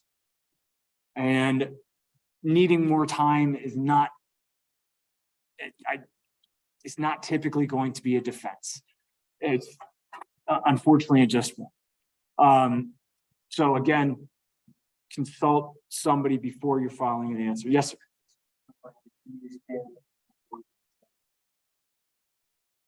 No, I can't. Attorney-client confidentiality. So answers in trial settings. So on the return date on the summons, for example, here in El Paso County, if you get a summons, it's going to say, you are hereby summoned to appear at courtroom non-appearance. What does that mean? That means that you either have to file an answer or a settlement by close of business on the return day. So by 5 p.m., you either have to have an answer filed stating legal defenses, or you previously reached some kind of settlement agreement with your landlord. If you don't do either of those two things, you will be evicted by default. Any kind of improper notice defenses must be raised in an answer or by filing a motion pre-hearing. You can't raise the defense of an improper notice for the first time at trial. After an answer is filed, not from the return date, but after an answer is filed, if it's practicable to the court's availability, they shall set the trial within 7 to 10 days. It's going to be a trial to the court. It is not going to be a jury trial. If you check the jury trial box, please don't. You're going to spend money and you're not going to get it back and you're going to get nothing for it. So don't do that. Between the filing of an answer and the trial itself, the court's going to order that or shall order that the landlord or the tenant provide any documentation related to the current action. That's really important because if it's not disclosed prior to the trial, it can't be used at the trial. So if they forget to, if you're getting ready for a trial and your landlord forgets to provide the ledger, they can't use the ledger at trial. All right, so curing of non-payment of rent. Even though the 10 or 30 day, the 5, 10 or 30 day demand for payment or possession, demand for compliance or possession has expired, as a tenant, you have the right to pay the amounts that have come due under the lease up until a judge enters a judgment for possession. You could be mid-trial and you could throw the money down on the table. You still are able to cure it because the judge has not entered a judgment at that point. This is also, you have this right to pay, but landlords also have a duty to accept. They don't have any discretion here. If you're coming in cash in hand, money order in hand, whatever it may be, if you're paying the full amount due, they don't get to say we're not taking it. Also, if the landlord does say, I'm not taking it, you can still then pay that into the court registry itself. Once a court confirms that the full amount's been timely paid, and by timely paid, that's prior to the entry of a judgment, then they vacate any judgments that have been issued and they dismiss the action with prejudice. The warranty of habitability as a defense against evictions. I'm trying to get us to questions, folks, so you can assert the breach of the warranty of habitability as a defense to a non-monetary eviction as well. It's just going to be, if you're saying, well, what would that look like? It's going to depend case by case. Make sure that you appear at your return date. If you don't, it's going to be what's called a default judgment, because one side is saying we want this and the other side is silent. So if the side that is saying something meets the minimum legal requirements, the judge is likely going to rule in their favor. So we've gone past that trial. Also make sure, same thing with the trial date. If you don't appear at the trial date, the court's going to enter judgment in favor of your landlord. If you go to trial or at some point along the line, a judgment has been has been entered, the court will issue what's called a writ of restitution. This is the document that enforces the judgment and allows law enforcement to remove you from the premises and give the property back to the landlord. This gets issued 48 hours after judgment, but for most situations, it cannot be executed until 10 days after the judgment. But look, there's an update. So if it's supplemental security income, if you have the right, here's the way to think about it. If you have the right to mediation, you now have the right to 30 days before the writ can be executed, unless it's for a substantial violation. And if we don't touch on that, substantial violation is endangering the person, drug or violent related felony, or a crime that carries a potential sentence of incarceration of 180 days and has been led to the property being declared a class 1 public nuisance. Hopefully that slide's still in there, but when I'm saying substantial violation, that's crime. That's not, well, it's a big problem. It's literally fits into one of these boxes. Or the 30-day writ of restitution doesn't apply to landlords who have 5 or fewer single family rental homes. Apologize for the typo there. We are not talking about kidneys. And no more than 5 units, including any single family homes.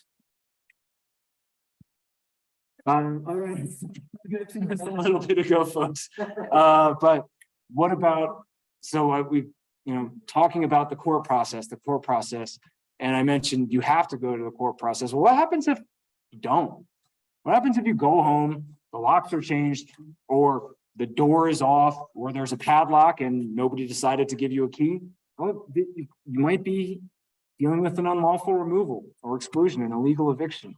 So at that point, you have a potential lawsuit against the landlord. The civil actions to stop them from doing it, to recover damages, costs, and reasonable attorney fees. If the court finds there was an illegal eviction, then it's the actual damages plus either 3 times the monthly rent or $5,000, whichever amount is higher. So when I said earlier, there's a minimum lawsuit of $5,000, that's where I was getting that from. The court can also order that possession be restored. I don't know how appealing of an option that would be since you've just been illegally evicted, but it's there in the law. But again, I recognize that it's not just easy to just say, well, I'm going to go move now, because it's not easy. Fair housing, this is both at the state and federal level. It prohibits discrimination based upon race, color, disability, sex, sexual orientation, including transgender status, national origin, ancestry, religion, creed, marital status, and or family status. New legislation is pending to add gender identity and gender expression as protected classes. There are exceptions to fair housing. Those are owner-occupied buildings with 4 units or less, single family housing sold or rented without the use of a broker, or housing operated by organizations and private clubs that limit occupancy to members. One additional part of, at least at the Colorado level, which is there's a prohibition on discrimination in housing based on the source of income. You can't, again, there are certain exceptions here, but you can't discriminate based on source of income. Source of income means lawful and verifiable source of money paid directly, indirectly, or on behalf of a person, including your job or rental payments derived from any government or private assistance grant or loan program. There's a link to that as well. And this goes to, so one easy way to think about this, you don't see it as much anymore, but sometimes you still do see it. And that is no Section 8 accepted. No, that can't be, that's a no-no. And generally speaking, that the exception there is going to be the same exception as the unfair housing practices, owner-occupied units 4 or less, rented without the use of a broker, organizational housing provided by its members or for its members. Just real quick on service animal versus emotional support animal. A service animal is only a dog or a miniature horse. It is trained, that is not a joke. It is trained to do work or perform specific tasks. It is covered by the Americans with the Disabilities Act. It is not a pet, it is a medical device. This is a nebulizer. This is an inhaler. This is an oxygen tank. I don't care that its name is Wilbur. An emotional support animal is not covered by the Americans with Disabilities Act. There are potential fair housing protections because there is a disability and you require the emotional support animal for the full use and enjoyment of the residents. So if that's the situation where you have an ESA but not a service animal, then the next step would be a reasonable accommodation request, which is a request made to afford a person with a disability the equal opportunity to use and enjoy the residence. There's no magic language to make this request other than actually state what it is that what the accommodation is you are requesting. Not just, I have issues and I need X. It's, I have issues, I need a reserved front row parking space. It also has to be in writing. And again, it must state what the actual accommodation is that you are requesting. Yes, sir. Mhm. Was a hamster count? Yeah. Okay. Living creature. Yeah. There's a sample letter in the materials, in the back there. And again, like I said, there's no, if there's a bad date on this, I apologize, but there's no magic language here. That's just a kind of a form that, or a template you could use to make a request. All right. I'm gonna check the chat here. Does a hamster count as a pet? Yep. No, no. That's the case that wasn't heard.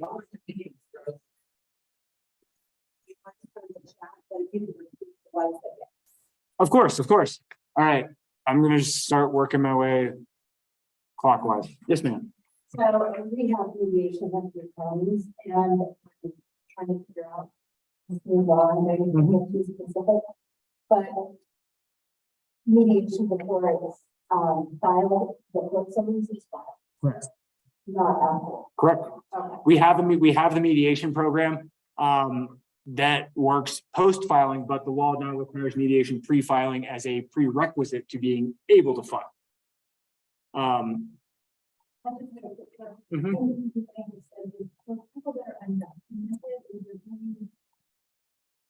Do they, like, if they go to eviction or they, something like that, do they do?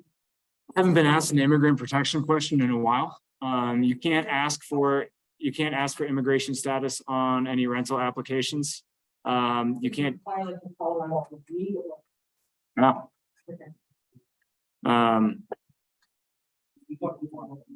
You can't discriminate against an individual based on national. So just generally speaking, in fair housing, you can't discriminate based on national origin. You're asking for one, you know, we have another for budget reports, and so contact legal services, then with their housing. Okay, that's what we need to buy. Yes, ma'am. When you were talking about gentrifications, a question that I have is, what qualifies as a just eviction? And to be specific, if someone says, you know, Lori is running a brothel or apartment, like, it's eviction. Go. Is that, can they do that just off of somebody's hearsay, a neighbor's hearsay? Prove it. You can't just say you did X and go to court and say, the paper says it, right? That's great. Where's the paper's just an accusation.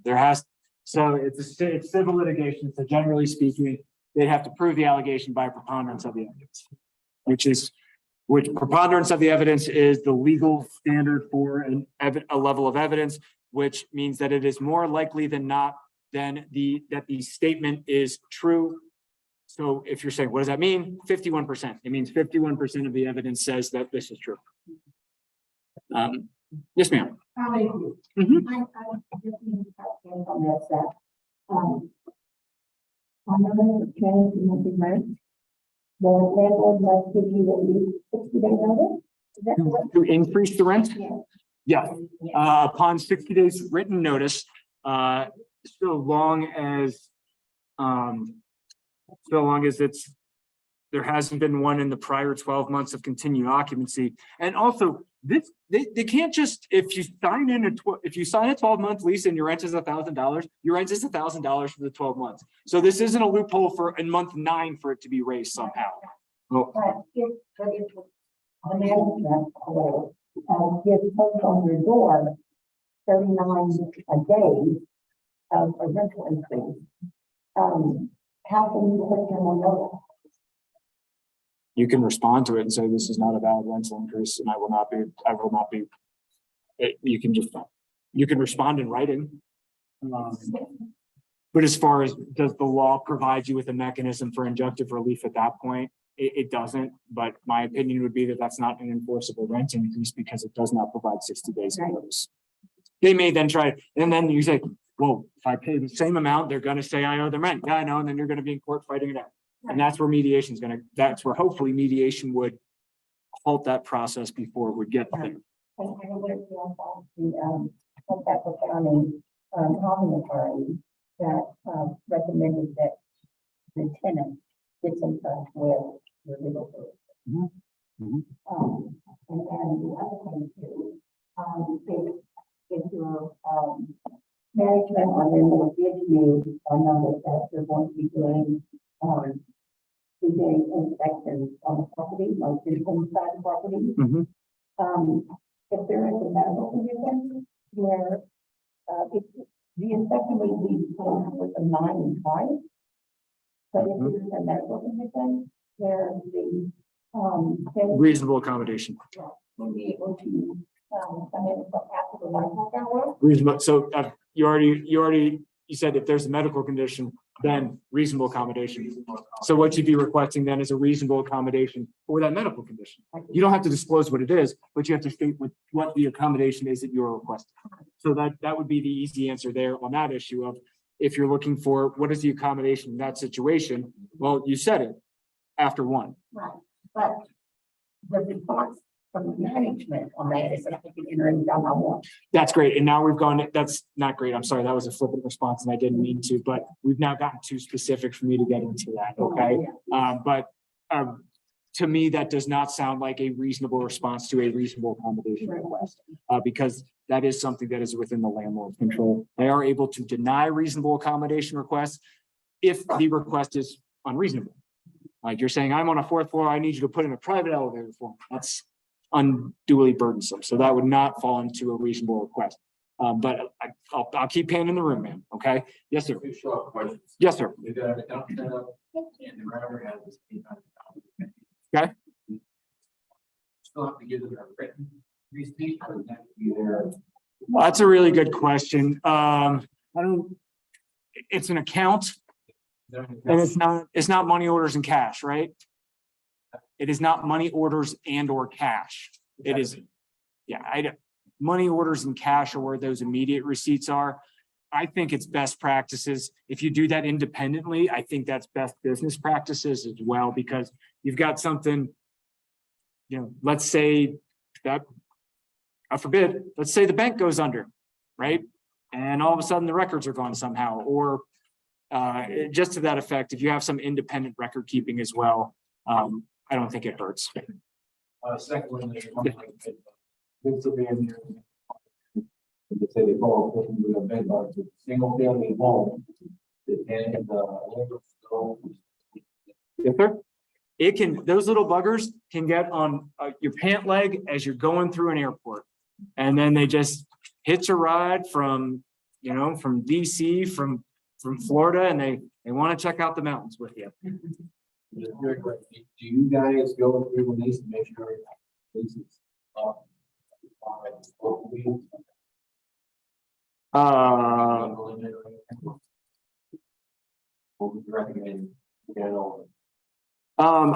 recommend looking it over. Also, it's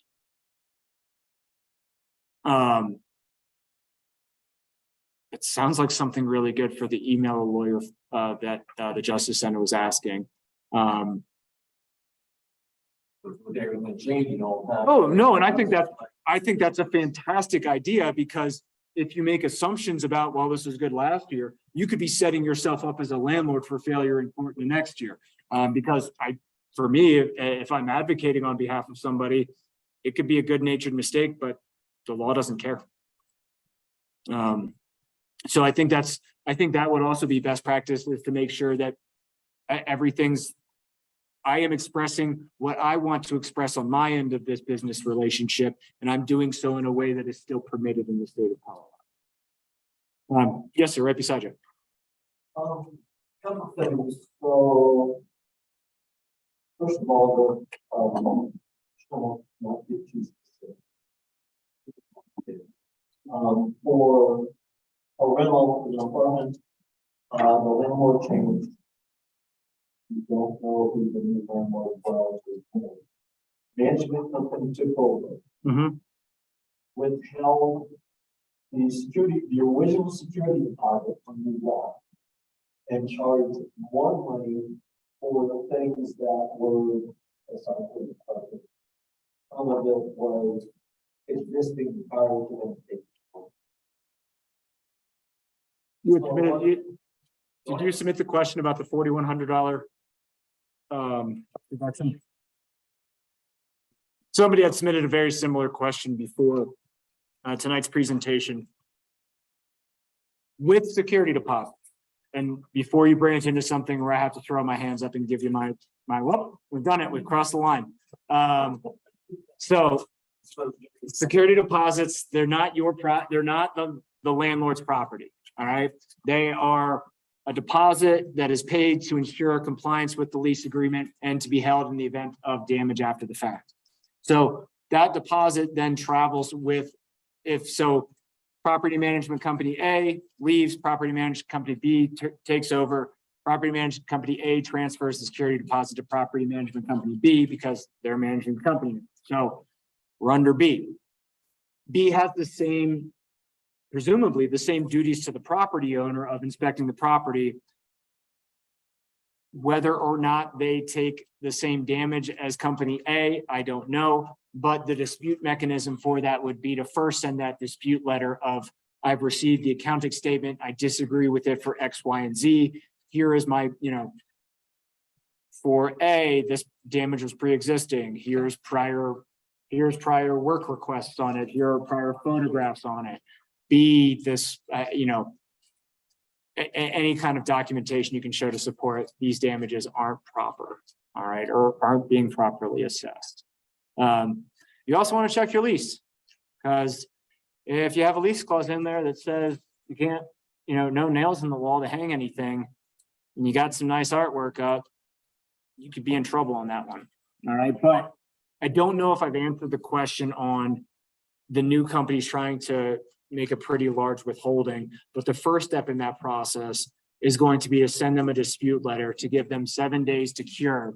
And then after that, you have to make a decision on, it's not right away that you have to make the decision, but after that, if you don't get a satisfactory response, the next step for you as the person trying to get your security deposit back is going to be to initiate some kind of litigation. And the flip side of that is the landlord's claiming a debt is owed, and they send you that accounting statement saying you owe us X, and you don't respond to them. For them, the next step may be litigation as well. All right, the security deposit, the wrongful withholding a security deposit would still be a defense because you'd be arguing that this debt isn't owed for the reasons under the security deposit. I'm trying to answer the question without getting too fact specific, sir. How am I doing?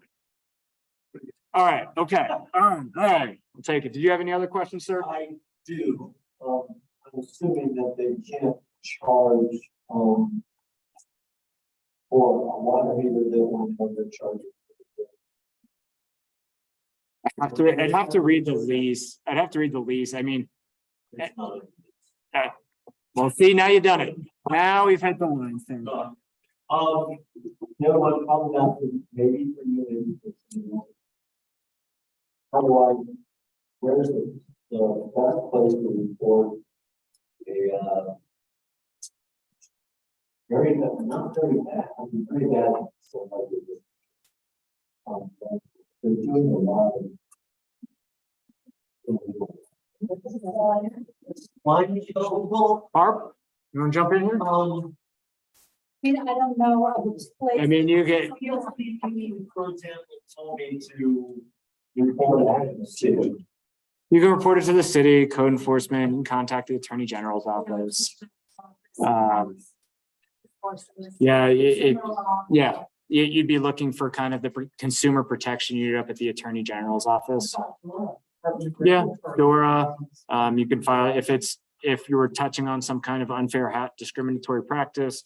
Again, Attorney General's office is kind of where you're going on it. If you're in a mobile home park, the mobile home dispute resolution, you do the mobile home dispute resolution process. But there's not like a big central hotline right now. Yeah. If you're affordable, like tax credit or a voucher, there is a process. We don't have to call it Mortgage Connect. Tax friends is very responsive. That's the funding credit. So we contact us. We have a better than. I was gonna get around. Unfortunately. Yes, ma'am. It was back when he said that a new. And if you have a lease. 2 years. Mhm. And somebody sells the property. So now you've got a new owner. How can that lease that you're selling with the old one is not legitimate? So the question is, if you signed a new lease, the time period, the example time period used was you signed a 2-year lease and the building is sold. Why is the new lease not legitimate? It's going to depend a little bit on the type of property that we're talking about here. But kind of broadly speaking, what we're discussing is how do you put potential buyers on notice of my right to possess the property? So that's where you, honestly, if the property goes up for sale, and this is really more on a single family residence that I'm kind of thinking in my mind what I'm seeing. If we're talking about a 4-plex, right? Yeah, like it's a lot harder for me to envision it because you're on pretty good constructive notice that somebody lives there that is not the owner, because there's one owner and I see 4 units that I'm buying and I see cars in all of the units. But if you file your lease with the clerk and recorder and you file it before the new owner files their deed, it's then you've put any new owner on notice that you have the lease. You've recorded your interest in the property. The new owner would have to respect that lease. So the renter has to do that. Correct. And so that they couldn't do it month.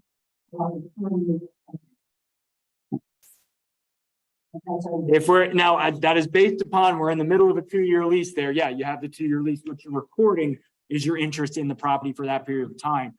Let's say something that I've heard happen before is buildings getting ready to be sold.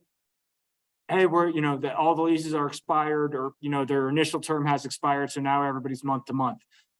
Then the building gets sold and nobody has that long-term protection because the lease is now month to month. You can still record it, but you have that interest, then that recorded interest for a month. Ma'am, I'm just still working around the room here. Yes. Coming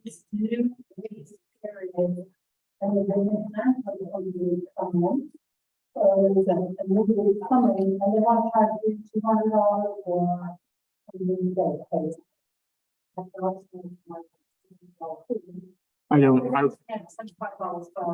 This sounds a little too fact specific for me to be able to get into tonight. I have to look over the things we're talking that you're referencing. Again, now we've taken it one step out of something specific and put it into something so vague that I don't know. Were there any other questions on this side before I get to online? All right, I am going to check the online chat here. No new questions? Okay. Yes, ma'am. You mentioned that, maybe, in your plan there. So when you have something like, someone. Uh-huh.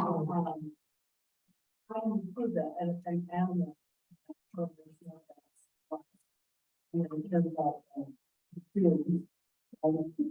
do you prove that? How do you prove enough to evict somebody?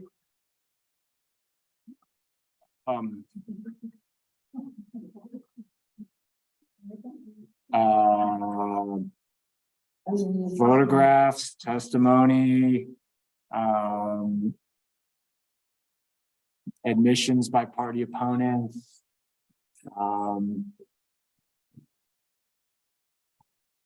Well, there's a lot of ways to prove things, ma'am, and I'm not trying to be rude, but there's just a lot of different types of evidence that can be used to prove it. You can use direct evidence and you can use circumstantial evidence. Direct evidence would be you have a video of the dog pooping in the driveway.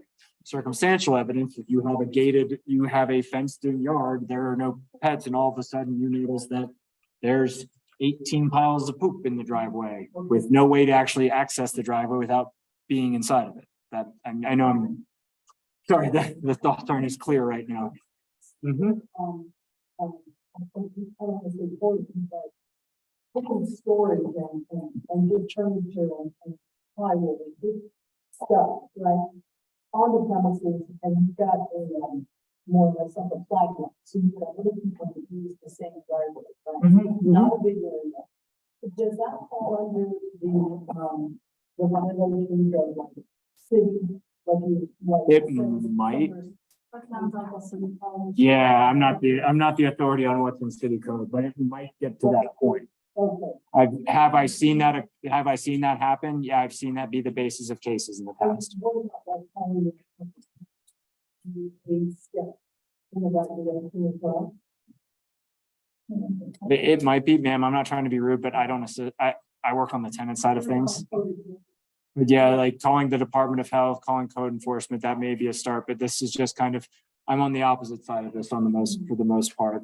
But yeah, that's where you'd want to go, because that's where you get that kind of official statement, not just, we're taking it beyond any kind of subjectivity of, and I'm not trying to be rude, but it's, it's my place and I don't like the way it looks, as opposed to it is in a condition which is dangerous to its long-term structural integrity. And it's not me that says this is the state, this is the city saying this. Of course. Wrap up in a minute. All right, you two had hands up. Any other questions? I'm going to take one last lap around the room and online. Yes, ma'am.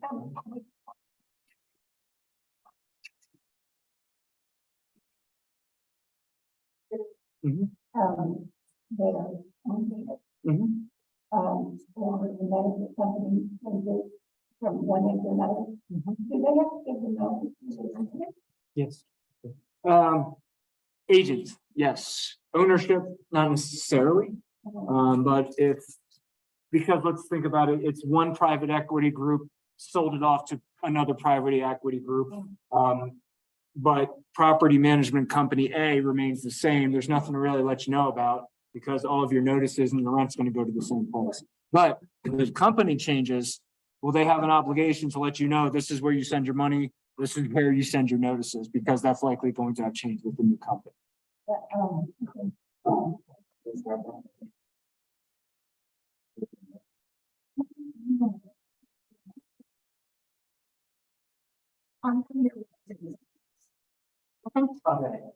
so here's what I'm confused about. I just want to get to kind of clear out. I know it's not wrong. Okay. You're under a lease. Mhm. Under a lease, it states the terms of what rules you have to abide. Mm-hmm. So you can't have, you can't do this, you can't. Maybe you have something to do. Around month to month. Uh-huh. It's going to be the same list. So if I'm describing the situation back to you correctly, let me know. So the reason I said it's going to be the same rules is if it's been, so I signed my year-long lease. I signed 12-month, 24, 36, I don't care, whatever it is, right? The original lease term. That is expired, but in that lease, there was a holdover, there was a rollover provision. It says at the expiration of this lease, it shall become a month-to-month tenancy.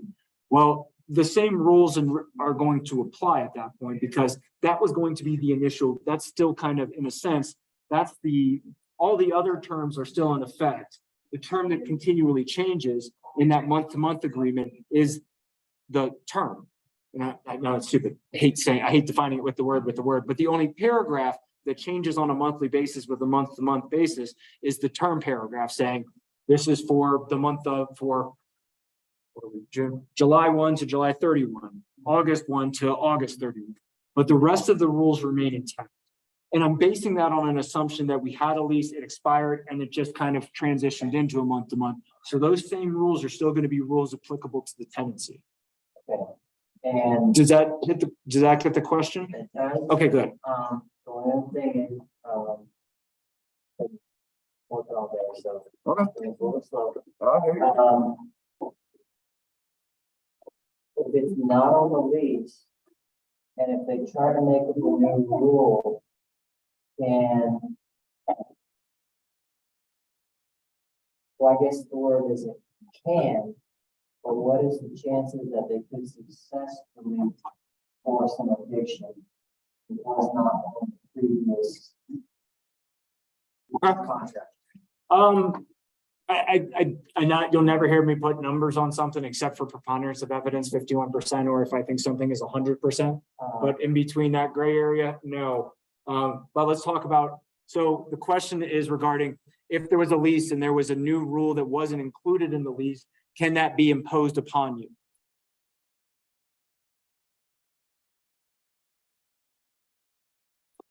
Probably not. Because if we think about it, if it wasn't disclosed in the lease agreement, then the lease agreement typically has, earlier in this evening, I made a comment to somebody about the lease probably has a statement or a paragraph in the lease that says entire agreement. It says this agreement, this lease encapsulates or makes up the entire agreement between the parties.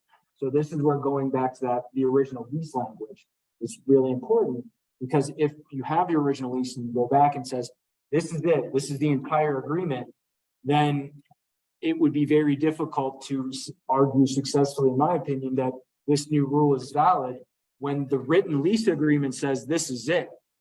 And they're trying to bring in something outside of what was already said.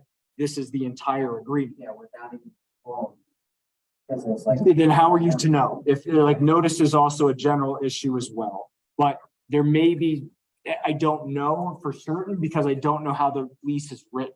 There may be weird language in the lease that says the rules are subject to change on a quarterly basis. I don't know if they do or they don't. I don't know how the original rules may have been written.